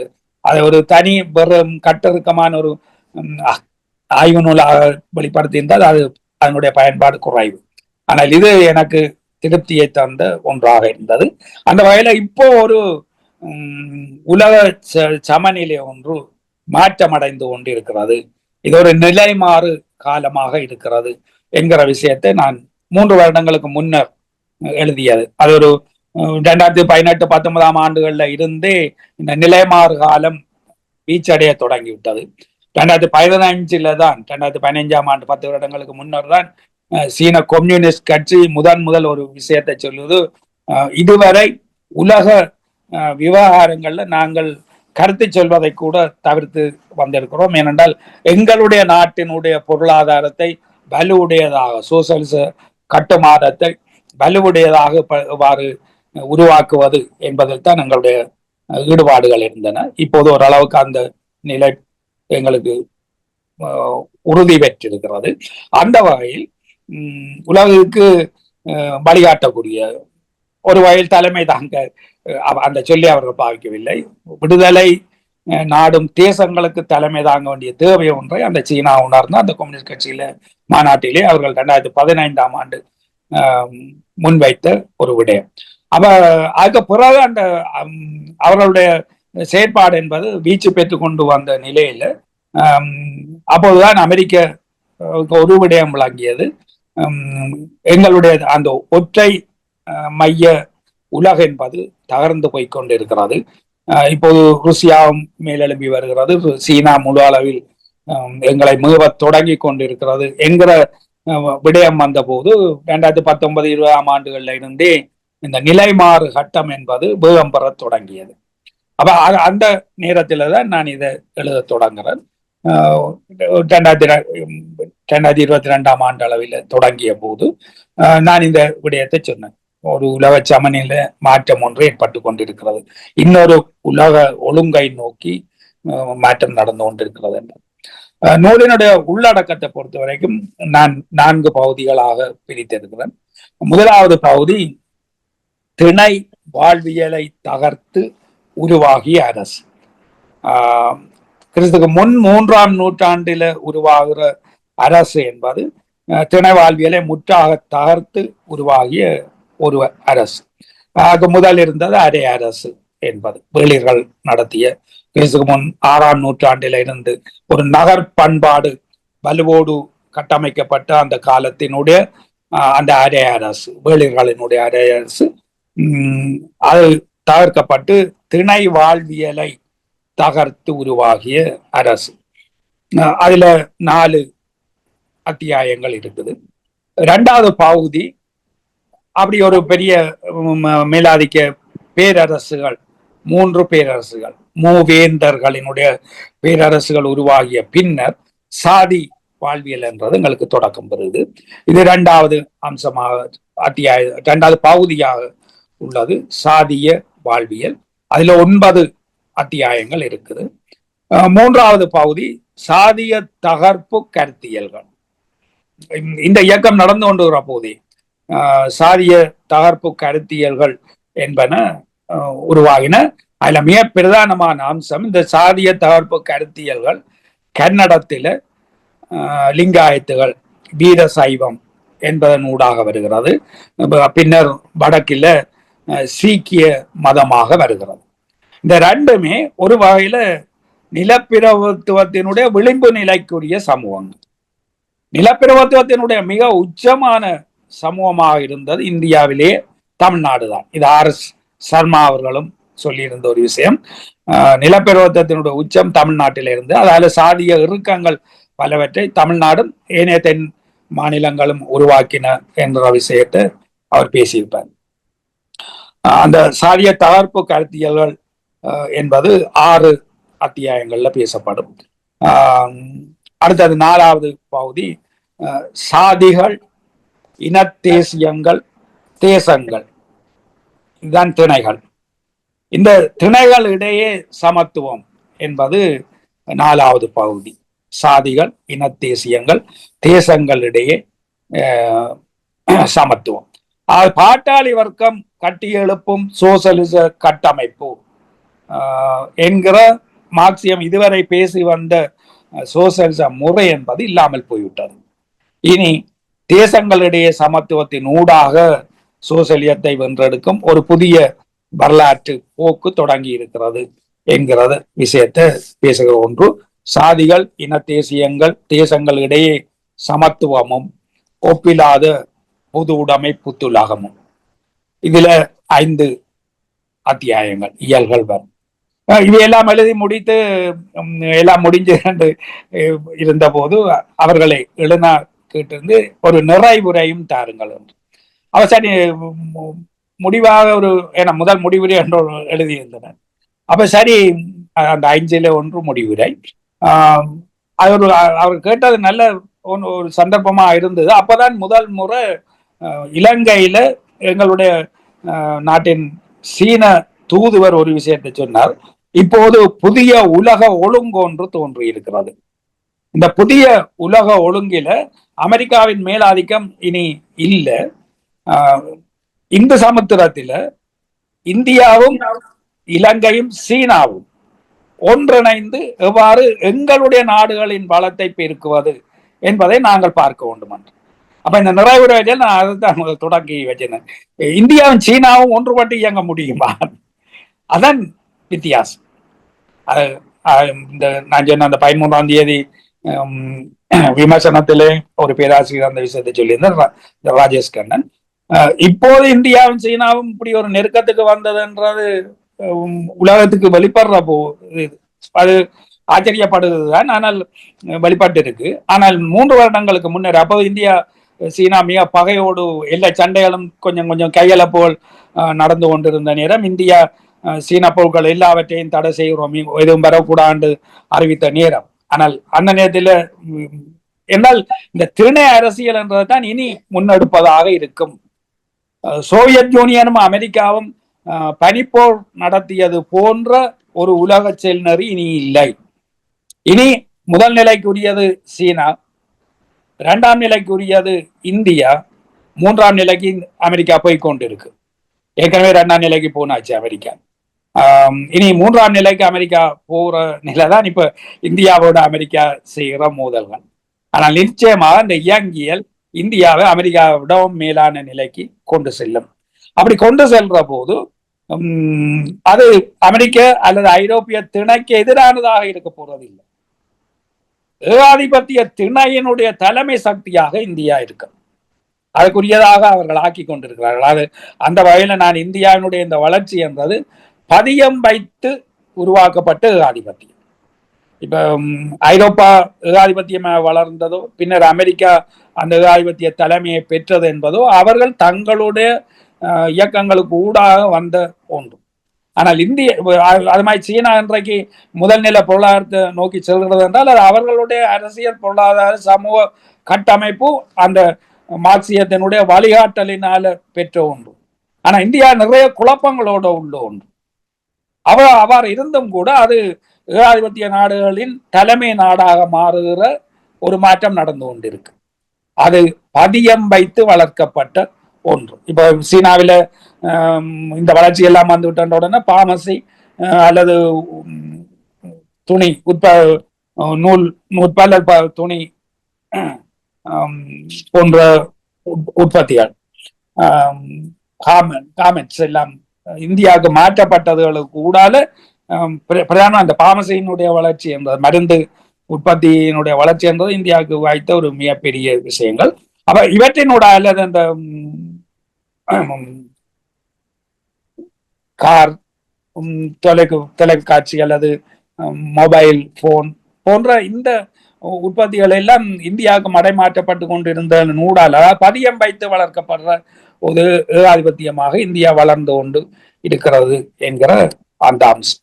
அப்ப இந்த விடயங்கள் அப்படி வருகிற போது இந்தியா ஏகாதிபத்தியின் தலைமை சக்தியாக இருக்க போது, சீனா தேசங்களிடையே சமத்துவத்தை ஏற்படுத்துவதனூடால சோசலிசத்தை நோக்கி வளர்வது என்கிற ஒரு புதிய முறைமைக்கான தலைமை வகிக்கிற ஒன்றாக இருக்க போது வித்தியாசம். ஒரு வர்க்க அரசியலுடைய நீடிப்பாக சோவியத் யூனியனுக்கும் அமெரிக்காவுக்கும் இருந்தது போன்ற ஒரு பனிப்போர் இந்தியாவுக்கும் சீனாவுக்கும் இருக்க போவதில்லை என்பதை இந்த நூல் முன்வைத்தது. அதற்கான காரணங்கள் இந்த நூலில் சொல்லப்பட்டிருக்கின்றன. பின்னணைப்பாக 3 விடயங்கள் தரப்பட்டிருக்கின்றன. இறுதியில உசாத்துணை நூல்களாக 24 சொல்லப்பட்டிருக்கின்றன. நான் என்னுடைய மதமும் மார்க்சியமும் நூல்ல ஒரு விஷயத்தை சொல்லியிருப்பேன். இந்த உசாத்துணை நூல்களை இதுல நான் ஒரு பட்டியல் போடுறேன். ஆனா இது மட்டுமே இல்லை. முன்னல் இந்துத்துவம், இந்த சமயம், சமூக மாற்றங்கள் என்ற நூலில சொல்லப்பட்ட நூல்களையும் பார்க்க வேணும். ஏன்னா அதுல சொன்னதால நான் இங்க யார் இந்த கருத்தை சொன்னார்ன்றது சொல்லாமலே சொல்லி கொண்டு போறதுக்கு அவசியம் இருந்தது. அவ்வாறு சொல்லியிருக்கிறேன். அப்ப அந்த வகையில இந்த 24 நூல்கள் என்றதை கடந்து ஏற்கனவே 2 தோழர்கள் எஸ்.கே. கங்கா, ராமச்சந்திரன் போன்றவர்கள் வலியுறுத்தியது போல இதுவரை நான் எழுதியதற்கு எனக்கு ஆதாரங்களாக அமைந்த அனைத்துமே இந்த நூலுக்குரிய உசாத்துணை நூல்கள் தான். இறுதியாக நான் சுருக்கமாக இந்த நூலுக்கான அடிப்படைகளாக என்ன அம்சங்கள் இருக்கின்றன, 5 விடயங்கள் இருக்கின்றன. நாங்கள் தொடர்ந்து அடுத்த அமர்வுல அந்த விஷயங்களை பார்த்து கொண்டு செல்வோம். 12 தலைப்புகளுக்குள்ள நான் இதுல சொல்லப்பட்ட அந்த 30 தலைப்புகளுக்குரிய விஷயத்தை பேசுவேன். இன்றைக்கு ஒரு முன்னுரை.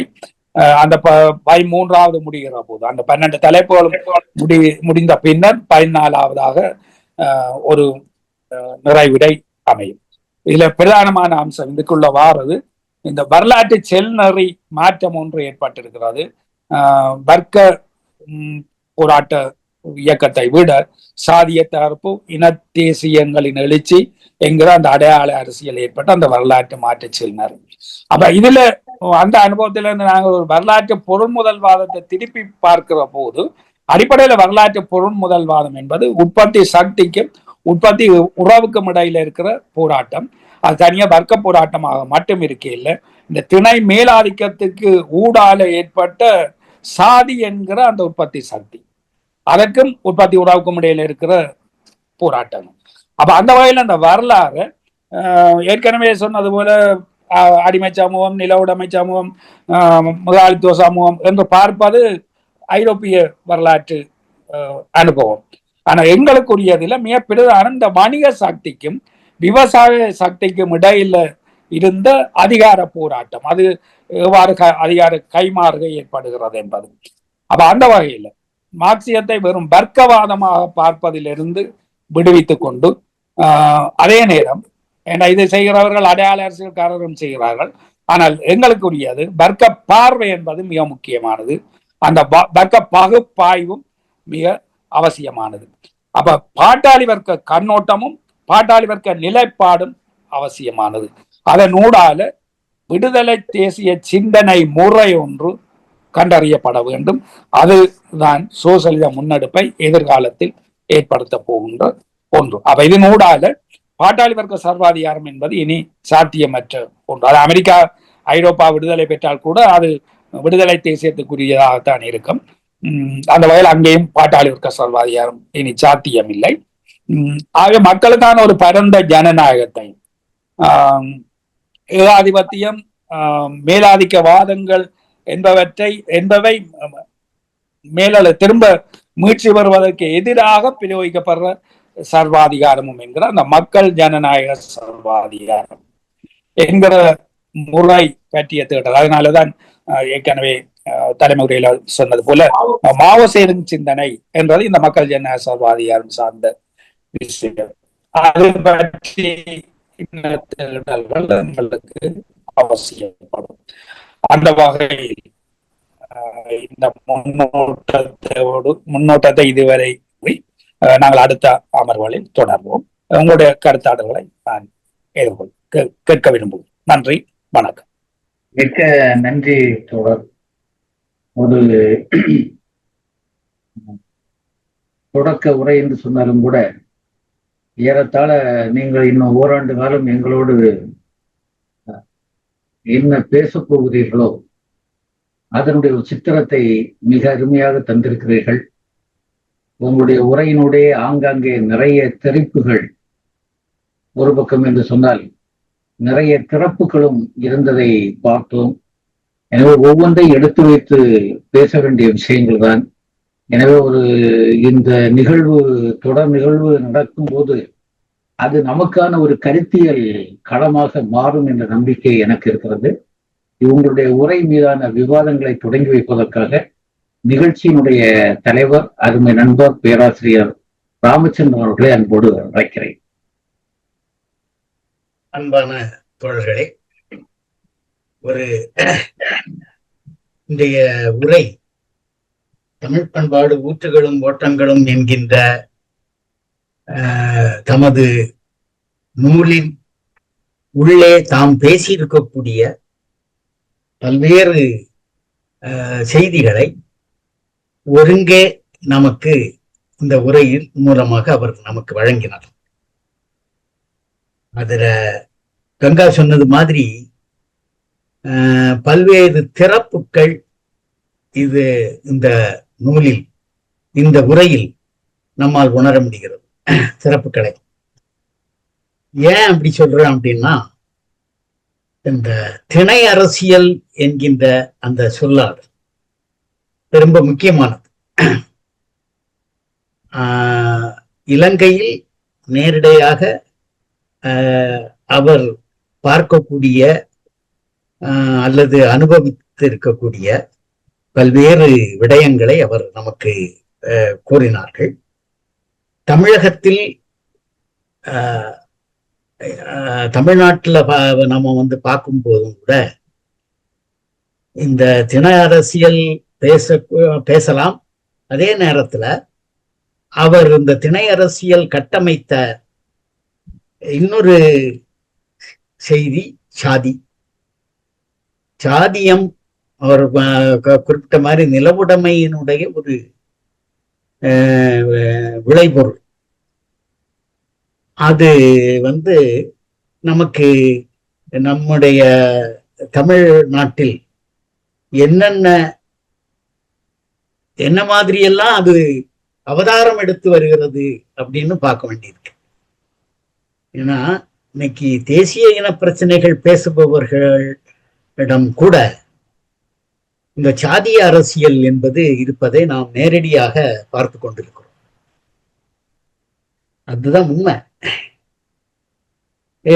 இது இந்த இடத்துல நாம சர்வதேச அரசியலை பேசுகின்ற போது கூட அது மிகச் சரியாக நம்முடைய தோழர் ரவீந்திரன் அவர்கள் குறிப்பிட்டார்கள்.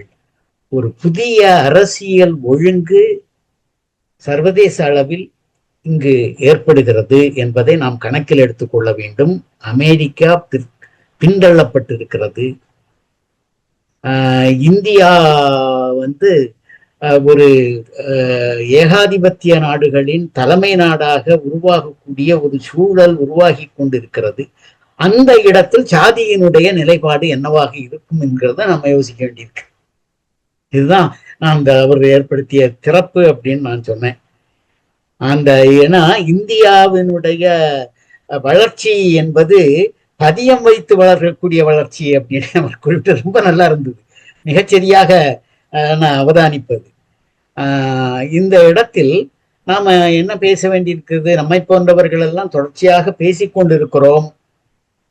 பாட்டாளி வர்க்க அரசியல் அல்லது வர்க்க அரசியல் நாம பேசுகின்ற அதே வேளையில் இந்தியாவில் தொழில்பட்டு கொண்டிருக்கக்கூடிய சாதியம் என்பதை நாம் கவனத்தில் எடுக்க வேண்டிய அவசியம் இருக்கிறது. பிரதான பாத்திரத்தை சாதி வகிக்கிறது, சாதிய ஏற்றத்தாழ்வு வகிக்கிறது, அதுல சந்தேகமே இல்லை. நம்முடைய இலக்கியங்களில் இருந்து இன்றைய காலகட்டம் வரை நாம் அதை கூர்மையாக பார்த்து கொண்டே வரலாம். அப்போ இங்க என்ன அப்படின்னு சொன்னா, ஒரு விடுதலை, அவர் சொன்ன மாதிரி விடுதலை தேசிய முறைமையை உருவாக்கக்கூடிய சிந்தனையை இந்த நூல் நமக்கு கையளிக்கிறது.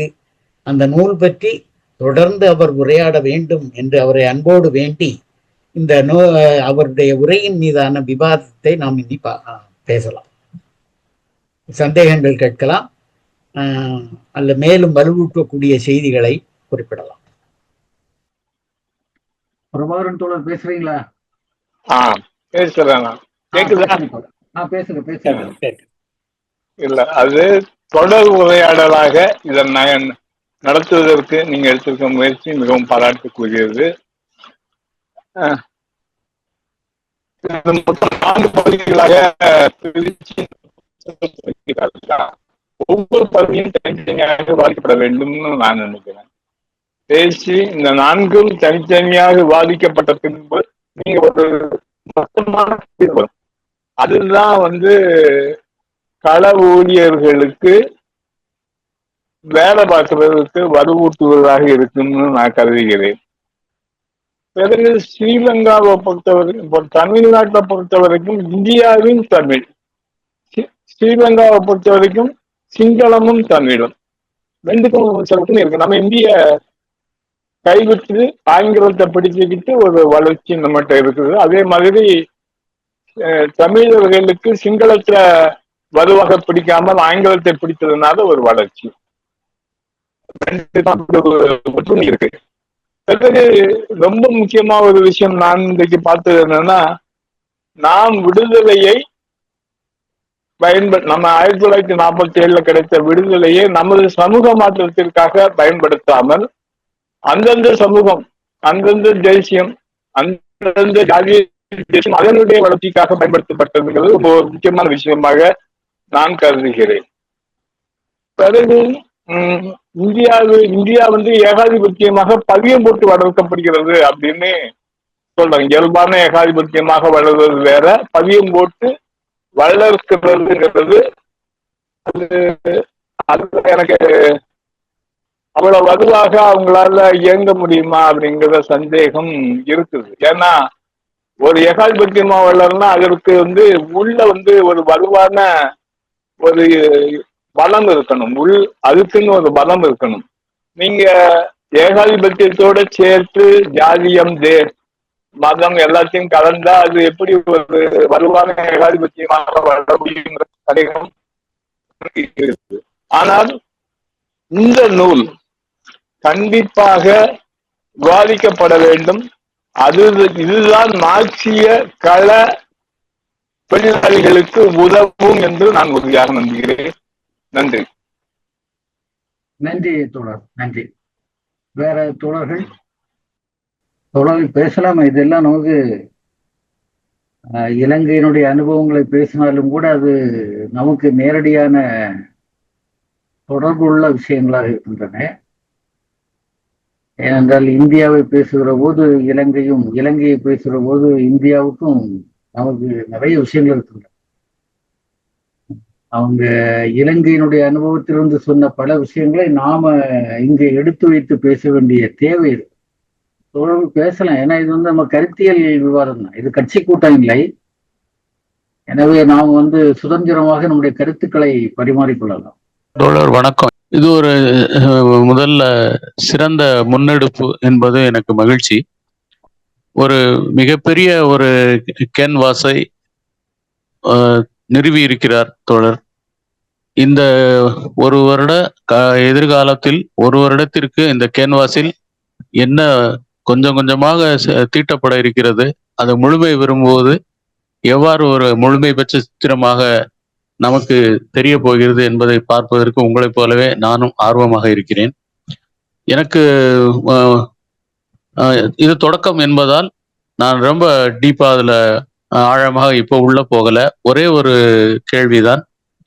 அதாவது ஒரு இந்தியாவில் ஒரு 90களுக்கு பிறகான ஒரு உலகளாவிய தாராளமய தனியார்மய உலகமய சூழலில் ஒரு 1947 தொடங்கி 90 வரையிலான அந்த காலகட்டத்தில் 90க்கு பிறகும் கூட ஒரு காங்கிரஸ் கட்சியினுடைய ஒரு மெஜாரிட்டி பெரும்பான்மை சீட்டுக்களை நாடாளுமன்றத்தில் பெற்று ஆட்சி நடத்தி வந்த நிலை மாறி கூட்டணி கட்சிகள் அல்லது பிற கட்சிகளுடைய ஆதரவோடு இருந்த நிலை தொடரும் போது அந்த வலு காங்கிரஸ் கட்சி அதுவரை அனுபவித்து வந்த அந்த வலுவானது அல்லது வீச்சானது தொளதொளப்பான அல்லது வலுவற்ற ஒரு நிலைக்கு செல்லும் போது இடதுசாரிகளுடைய வலுவும் குறையும் போது அந்த இடத்தை அந்த வெற்றிடத்தை 84, 85 அந்த 80களின் நடுவில் இருந்து வலதுசாரி இந்துத்துவ சக்திகள் கைப்பற்றியது கண்கூடு. இப்போ அதுதான் நம்ம பார்த்துக்கிட்டு இருக்கோம். ஆனால் ஜெர்மனியிலிருந்தும் இத்தாலியிலிருந்தும் கடன் பெறப்பட்ட ஒரு பாசிச சிந்தனை கொண்ட ஒரு தத்துவத்தை அடிப்படையாக கொண்டு தத்துவார்த்த உள்ளீடற்ற மெட்டீரியலாக எந்த விதமான உள்ளீடும் அல்லாத ஒரு தத்துவத்தின் அடிப்படையில் இயங்கிக் கொண்டிருக்கிற ஒரு ஆட்சியை பார்த்து கொண்டிருக்கிறோம். பிற சக்திகளுடைய வலு இப்போ குறைவா இருப்பதனால் அது ஒரு மிகப்பெரிய வலுவான சக்தியாக தோற்றம் தருகிறது. இது உள்நாட்டில் இருக்கக்கூடிய ஒரு விஷயம்.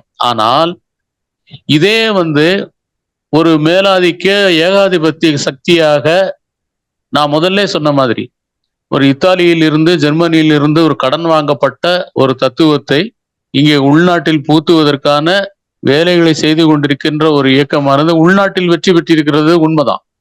ஆனால் உலகளாவிய முறையில் சீனா, இந்தியா, இலங்கை அந்த ஒரு முக்கோண கூட்டை பற்றி தோழர் சொன்னார். சீனாவையும் இந்தியாவையும் ஒரு இடத்தில் வைக்க முடியுமா அல்லது சீனாவையும் இந்தியாவையும் நேரெதிராக கூட வைக்க முடியுமா? சமதட்டில் வைக்க முடியாதுங்கிறது உண்மை. ஆனால் நேரெதிராக வைக்கக்கூடிய அளவுக்கு கூட தகுதி பெற்ற இடத்துல இந்தியா இருக்கிறதா என்ற கேள்வி எனக்கு இருக்கு. ஏகாதிபத்தியம் அப்படிங்கிறது மிகப்பெரிய ஒரு பலம் வாய்ந்த சக்திங்கிறத வரலாறு நிரூபிச்சுக்கிட்டு இருக்கு. அந்த கடந்த நூற்றாண்டின் தொடக்கத்திலிருந்து நம்ம பார்த்துக்கிட்டு இருக்கோம்.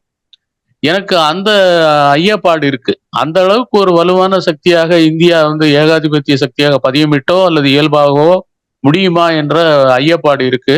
அது அரசியல் ரீதியாக கருத்தியல் ரீதியாக எவ்வாறு சாத்தியங்கிறது ஐயப்பாட்டை நான் எழுப்பி விடைபெறுகிறேன். நன்றி. இக்பால் அகமது அவர்களுக்கு நன்றி. ஏன்னா அவங்களுக்கு தெரியும்னு நினைக்கிறேன். நம்ம இன்றைக்கு தோழர் மக்கள் இசை மேத எம்பி சீனிவாசனுடைய 100 நிறைவு பெறுகின்ற இந்த தினம். இந்த தினத்திலே நமக்கு அவங்க இக்பால் அகமதை பற்றி இந்த இடத்தில் சொல்ல வேண்டும். காரணம் என்னவென்றால், எம்பி சீனிவாசனை பற்றிய ஒரு அற்புதமான ஒரு ஆய்வு நூலை படைத்து 100 நேரத்தில் தமிழகத்துக்கு தந்திருக்கிறார். இந்த எம்பி சீனிவாசன் பற்றி பேச வேண்டும் என்று சொன்னால், ஆதாரமான அடிப்படையான நிறைய தகவல்களை திரட்டி அந்த நூலில் நமக்கு தந்திருக்கிறார். இந்த வகையில அவங்களுக்கு ஒரு வகையில இடதுசாரி சிந்தனையாளர். அவருடைய கருத்து அது கருத்து நம்முடைய தோழர் பேராசிரியர் ரவீந்திரன் அவர்கள் பதில் சொல்லுவார்கள் என்று நினைக்கிறேன். வேற தோழர்கள் ஏதாவது பேசுறான்னு பேசலாம், அல்லது அவங்கள தோழர் ரவீந்திரன் அவர்களே அழைக்கலாம் பேசுவார். என்றால் இன்றைக்கு இக்பால் அகமது அவர் ஒரு கேள்வியை முன்வைத்திருக்கிறார், அதை பற்றி பேசலாம். வேற யாராவது பேச வாரீங்களா? இல்லைன்னா தோழர் யார் வாரீங்க பேச? நல்லது. பேசுங்க தோழர். இல்ல, ஏண்டாவது நடைமுறை அனுபவங்களுக்கு கூடாலதான் இந்த விஷயங்களை பார்க்கலாம். அடிப்படையில இப்ப முதல்ல சீனா அமெரிக்கா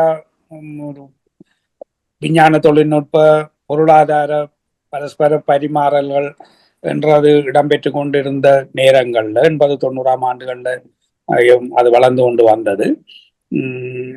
அதே சமகாலத்துல சோவியத் யூனியனை தகர்க்கிற வேலை முடிஞ்சு 91ஆம் ஆண்டு சோவியத் யூனியன் இல்லாமல் போன பிறகு அமெரிக்கா வெளிப்படையாக சொல்லியிருந்தது, எவ்வளவு கோடி டாலர்களை நாங்கள் அதுக்காக செலவிட்டோம் என்கிற விஷயம்.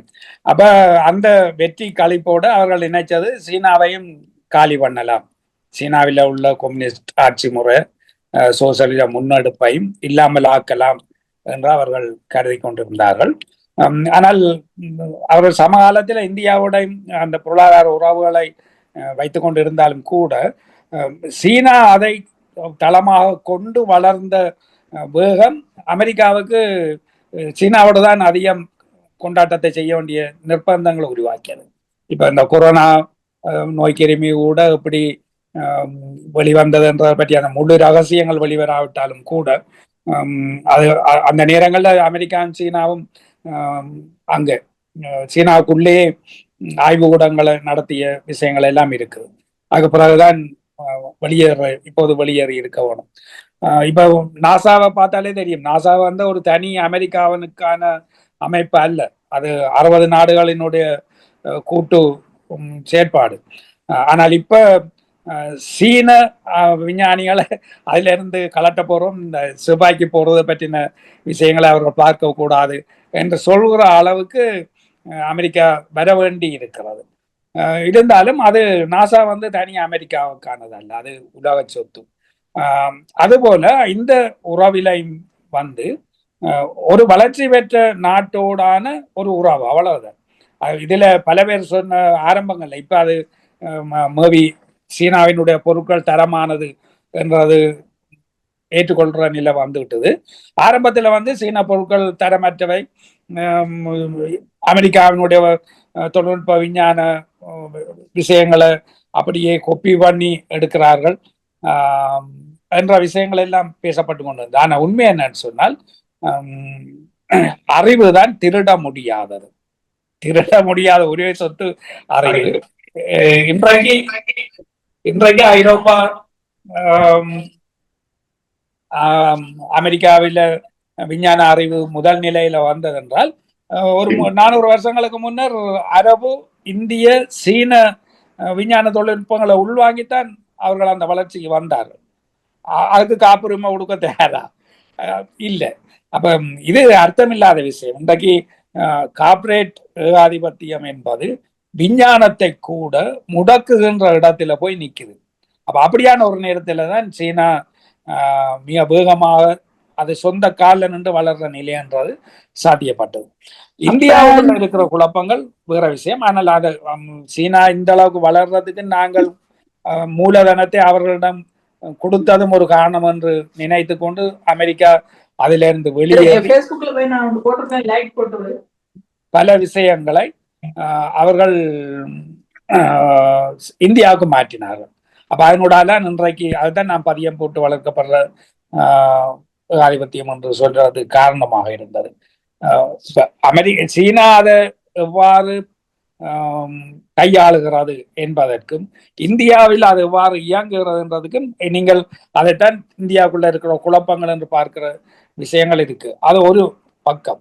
ஆனால் இந்த திணை அரசியல், மேலாதிக்க திணை அரசியல், ஒரு விடுதலை திணை அரசியல் என்றது மாவோ சேதுங் சீனாவினுடைய சோசலிசத்தை நோக்கின முதல் படி, புதிய ஜனநாயக அமைப்பு, அதற்கான ஒரு முதலாளி வர்க்கத்தை ஐக்கியப்படுத்தி கொண்டு பெற்ற வெற்றி என்பது அது திணை அரசியலினுடைய ஒரு வடிவம்.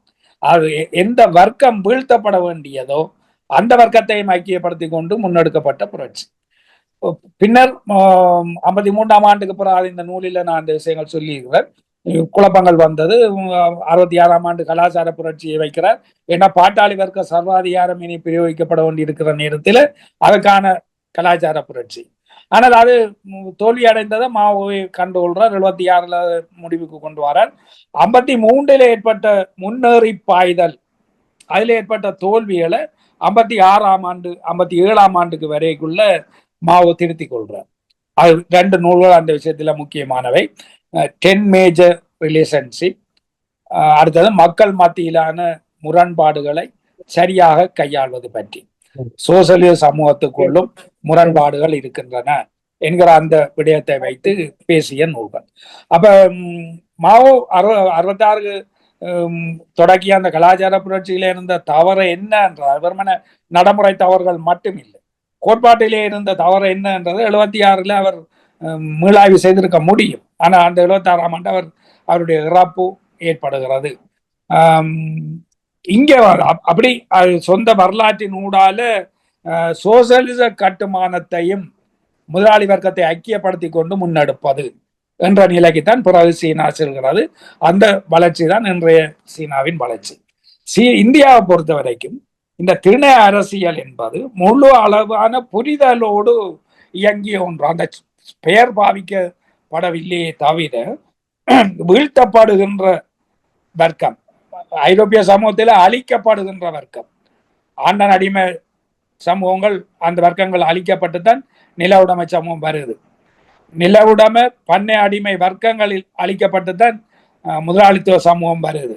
முதலாளி வர்க்கம் அழிக்கப்பட்டுத்தான் சோசலிசம் வரும் என்பது அங்க உள்ளது. ஆனால் எங்களுடையது அவ்வாறு அல்ல. அதிகார சமநிலை மாற்றம் தான் எங்களுடைய இயங்குகிற முறை. இது இந்திய அரசாங்கம் ஒவ்வொன்றும் ஏற்கனவே இயங்கிய வரலாற்று அனுபவங்கள், அது எந்த அரசாங்கமாக இருந்தாலும் சரி.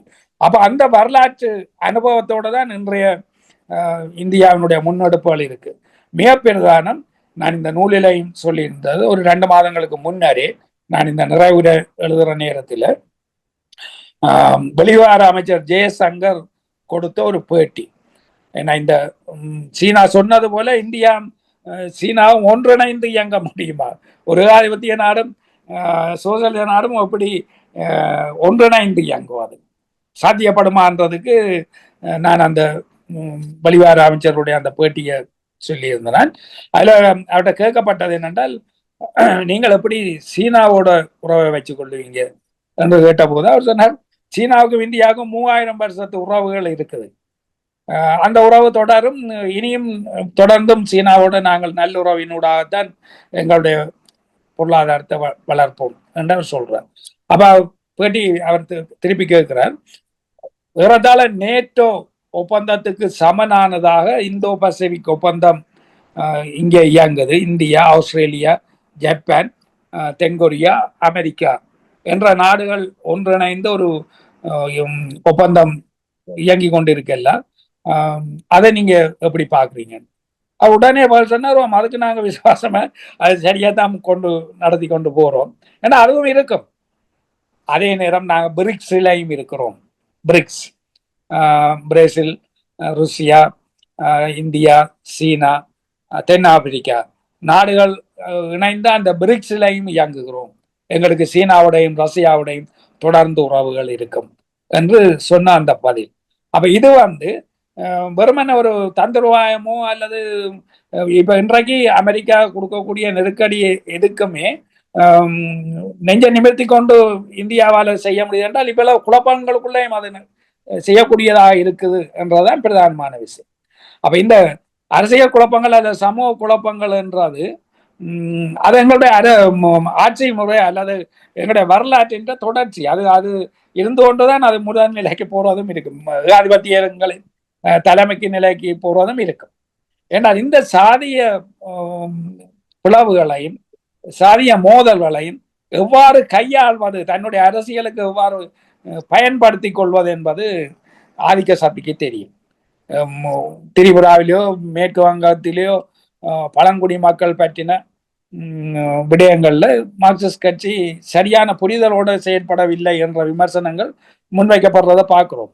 ஆனால் இந்துத்துவ சக்தி பழங்குடி மக்களை எவ்வாறு கையாள்வது என்பதை திறமையாக செய்து கொண்டு போகிறார்கள். ஒடுக்கப்பட்ட சாதி மக்களை எவ்வாறு கையாள்வது என்பதை திறமையாக கையாண்டு கொண்டு செல்கிறார்கள். அவர்களிருந்து ஒரு தரப்பை தங்களுக்கு எடுப்பதற்கு அவர்களுக்கு எந்த தடைகளும் இல்லை. ஒரு பக்கத்துல அவர்களுடைய அரசியல் அவர்களை ஒடுக்குகின்ற வேலையும் செய்கிறது.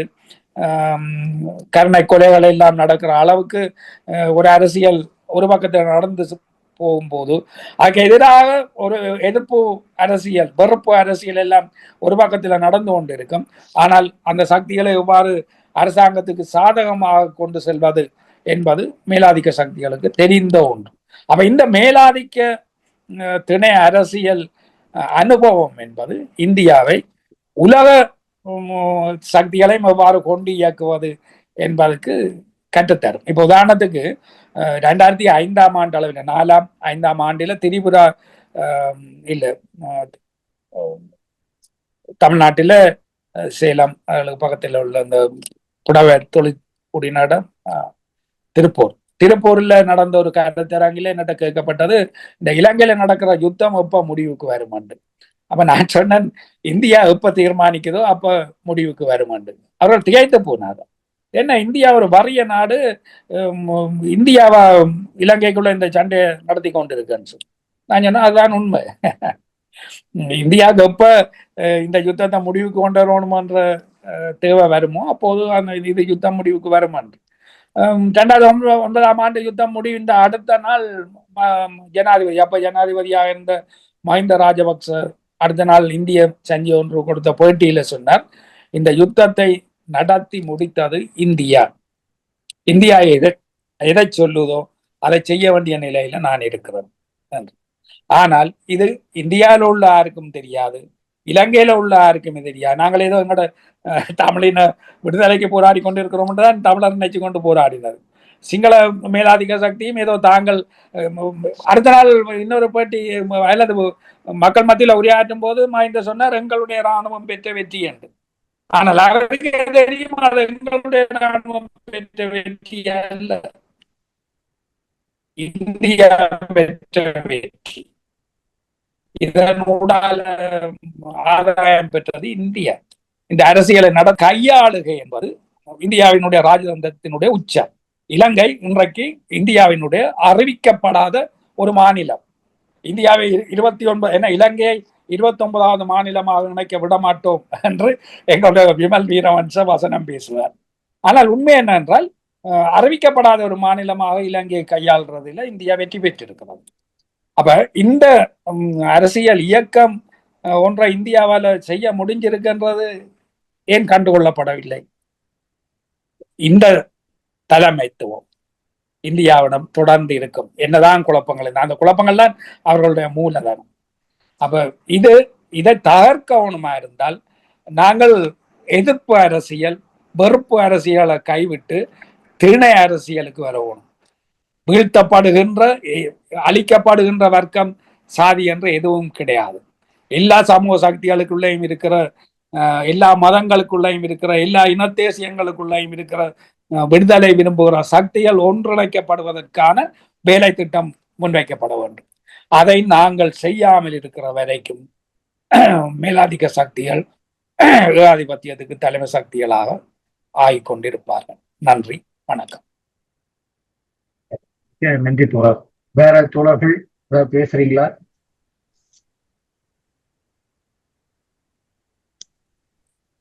சரி, அன்பான தோழர்களே, இன்றைய நிகழ்ச்சி திட்டமிட்டபடி மிக சிறப்பாகவே தொடங்கி நடந்து முடிகிற தருவாயில் இருக்கிறது. இந்த நிகழ்ச்சியிலே தமிழ்த்தாய் வாழ்த்து பாடிய தம்பி ஜார்ஜ், அதே போல இசைப்பாடல் பாடிய அருமை தோழன் வி சைமன், அருமையான கவிதைகளை சொன்ன அருமை தோழர் சக்தி வேலாயுதம் ஆகியோருக்கு நம்முடைய நன்றிகளை தெரிவித்துக் கொள்வோம். குறிப்பாக சைமன் பாடிய பாடல் கேட்டிருப்பீர்கள். அது நம்முடைய கவிஞர் பரிணாமனுடைய அற்புதமான பாடல், மிக அற்புதமான ஒரு பாடல் அது. அதை இன்றைக்கு சைமன் இசைத்தது அது தனிச்சிறப்பாக இருந்தது. அதே போல் நம்ம அழைக்கின்ற போதெல்லாம் சக்தி வேலாயுதம் தோழர் வந்து கவிதைகள் தந்து கொண்டிருக்கிறார். இன்றைய நிகழ்ச்சியை அருமையாக நம்முடைய முனைவர் கனிமொழி சொல்லித்தலை அவர்கள் ஒருங்கிணைத்து தந்திருந்தார்கள். என்றாலும் வேறு பணி நிமித்தம் அவர்கள் செல்ல வேண்டி வந்ததால் நாம் அதை தொடர்ச்சியாக செய்ய வேண்டி வந்தது. இன்றைய தலைமை உரை ராமச்சந்திரன் தான். ஏனென்றால் இந்த நிகழ்வை முடிவு செய்யும் போதே ராமச்சந்திரனிடம் பேசினேன், நீதான் தலைமை தாங்க வேண்டும் என்று சொல்லியிருந்தேன். ஏனென்றால் இந்த காத்திரமான இந்த பொருளை பற்றி பேசுகிற போது அதற்கான ஒரு சித்தாந்த பின்புலம் கண்டிப்பாக வேண்டும். அதற்கு உரிய தோழராக நம்முடைய ராமச்சந்திரன் இருந்ததை பார்த்தோம். அவருடைய தலைமை உரை மிக சிறப்பாக இருந்தது. இந்த நிகழ்ச்சியில நம்முடைய தோழர்கள் விவாதத்துல மீண்டும் நம்முடைய ராமச்சந்திரன் பங்கெடுத்தார். அதே போல தூத்துக்குடியை சார்ந்த அருமை தோழர் பிரபாகரன் அவர்கள் பங்கெடுத்தார்கள்.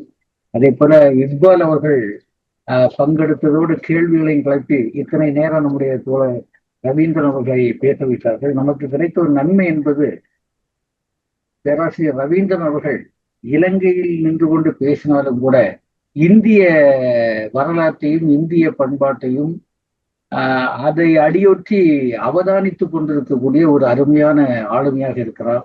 எனவே இந்த பிரச்சனைகளை பேசுகிற போது அவர் இரண்டையும் இணைத்து பேசக்கூடிய ஒரு வாய்ப்பு இருக்கிறது. நமக்கு அதற்கான சில தெளிவுகள் வரும் என்று நினைக்கிறேன். தொடர் உரையாடல் நடக்கின்ற போது இன்றைக்கு நூற்றாண்டை கடந்து கொண்டிருக்கக்கூடிய இந்தியாவுடைய இடதுசாரி இயக்கம் எங்கே நிற்கிறது, அல்லது இன்னும் செய்ய வேண்டியது என்ன, நம்முடைய சவால்கள் என்ன என்பதை எல்லாம் தொட்டு காட்டக்கூடிய ஒரு கருத்தியல் தளமாக நம்முடைய பேராசிரியர் ரவீந்திரன் அவர்களுடைய உரை நிச்சயமாக அமையும் என்ற ஒரு நம்பிக்கையை நமக்கு தந்திருக்கிறது.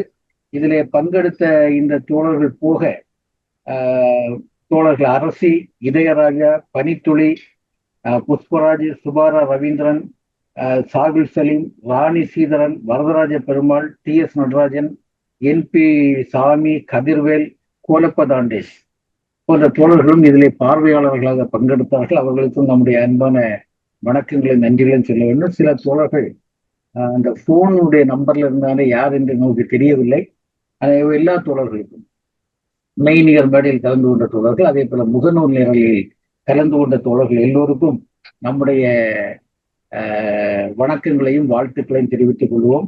நம்முடைய தோழர் ரவீந்திரன் அவர்கள் நம்முடைய மதிப்புக்குரிய இலங்கையினுடைய பேரறிஞர் கைலாசபதி அவர்களுடைய மாணவர் என்பதில் நாம் பெருமை கொள்கிறோம். அதை போல இலங்கையில் ஒரு மக்கள் இயக்கத்தை உருவாக்கி அவரை பற்றி இப்போதுதான் நாம் கேள்விப்படுகிறோம். KA சுப்பிரமணியன் என்று சொல்லக்கூடிய ஒரு தலைவருடைய ஒரு வழித்தோன்றலாக நின்று இன்றைக்கு நம்முடைய உரையாடி இருக்கிறார். வழித்தோன்றல் என்று சொன்னால் அவருடைய பெயரிலேயே KAS சத்தியமனை நூலகம் என்பதை கூட அவருடைய பெயரில் தொடங்கி அதனுடைய இயக்குநராக இருந்து செயல்படுத்துகிறார். அவருடைய ஒரு வழித்தோன்றலாகவே நான் பார்க்கிறேன். அப்படிப்பட்ட ஒரு தோழர் நமக்கு இன்றைக்கு இத்தனை சிறப்பான ஒரு கருத்தியல் உரையை நமக்கு தந்திருக்கிறார்கள். இந்த தொடர் உரையாடல் அப்படிப்பட்ட நமக்கான ஒரு தளத்தை நிச்சயமாக தரும் என்ற நம்பிக்கையோடு உங்கள் எல்லோருக்கும் என்னுடைய வணக்கங்களையும் வாழ்த்துக்களையும் சொல்லி முடிக்கின்ற போது, அடுத்த நிகழ்ச்சி என்பது வருகின்ற 22ஆம் தேதி நிகழ்ச்சி இருக்கிறது. 397வது நிகழ்ச்சி. அந்த நிகழ்விலே பண்டை தமிழ் சமூகம் அறிந்ததும் அறியாததும் என்ற பொது தலைப்பிலே நம்முடைய மதிப்புக்குரிய தோழர் மேத்தூர் அவர்கள் பேசவிருக்கிறார்கள். குளர்க்கு உரி மரபும் கொடைக்கு உரி மரபும் என்ற தலைப்பிலே பேசவிருக்கிறார்கள். அந்த நிகழ்வுக்கு பேராசிரியர் திராவிடமணி தலைமை தாங்குவார்கள். அதே போல இசைப்பாடலை தருவதற்கு தம்பி புஷ்பராஜ், அதே போல கவிதையை சொல்லுவதற்கு கவிஞர் நாகா வருகிறார். அன்றைய நிகழ்ச்சியை நம்முடைய மதிப்புக்குரிய கவிஞர் ரமணி மாடசாமி ராஜா அவர்கள் ஒருங்கிணைப்பு செய்து தரவிருக்கிறார்கள். அந்த நிகழ்ச்சிக்கும் தோழர்கள் வந்து சிறப்பிக்க வேண்டும் என்று கேட்டுக்கொண்டு இந்த நிகழ்ச்சியினுடைய இறுதியாக நிறைவு பாடலை பாடுவதற்கு யாரு, ஜார்ஜா சைமனா? ஜார்ஜ், நான் பாடுறேன். நீ பாடுற. அப்ப நம்முடைய தம்பி ஜார்ஜ் நிறைவு பாடலை பாடுவார்.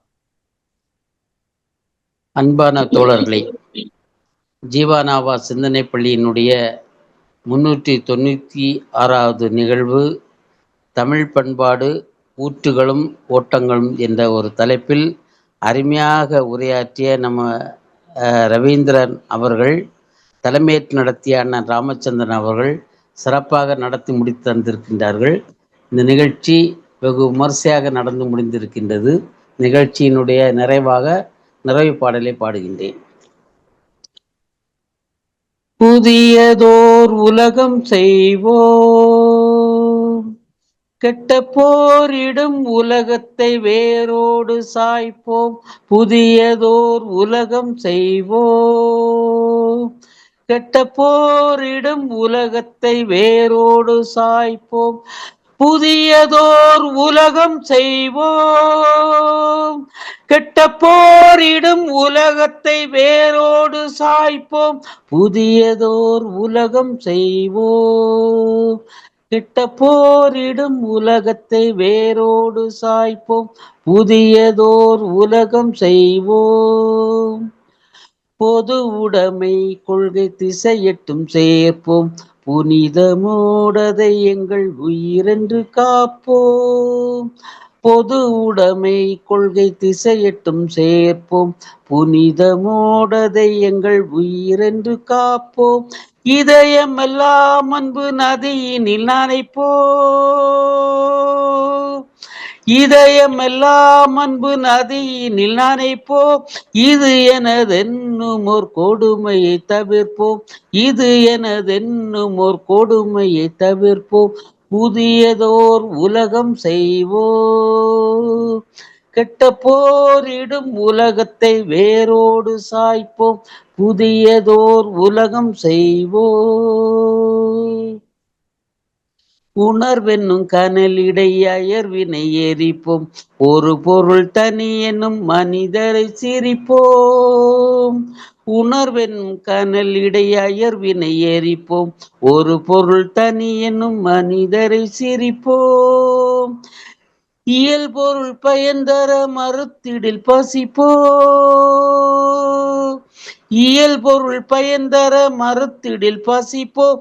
ஈவதுண்டாம் எனில் அனைவரும் புசிப்போம். ஈவதுண்டாம் எனில் அனைவரும் புசிப்போம். புதியதோர் உலகம் செய்வோம், கெட்ட போரிடும் உலகத்தை வேரோடு சாய்ப்போம். புதியதோர் உலகம் செய்வோம், புதியதோர் உலகம் செய்வோம். புதியதோர் உலகம் செய்வோம், புதியதோர் உலகம் செய்வோம். நன்றி தோழர்கள். நன்றி ஜார்ஜ். தோழர்களை நான் நிகழ்வை முடிவுக்கு கொண்டு வர எல்லோருக்கும் வணக்கங்கள், எல்லோருக்கும் நன்றிகள்.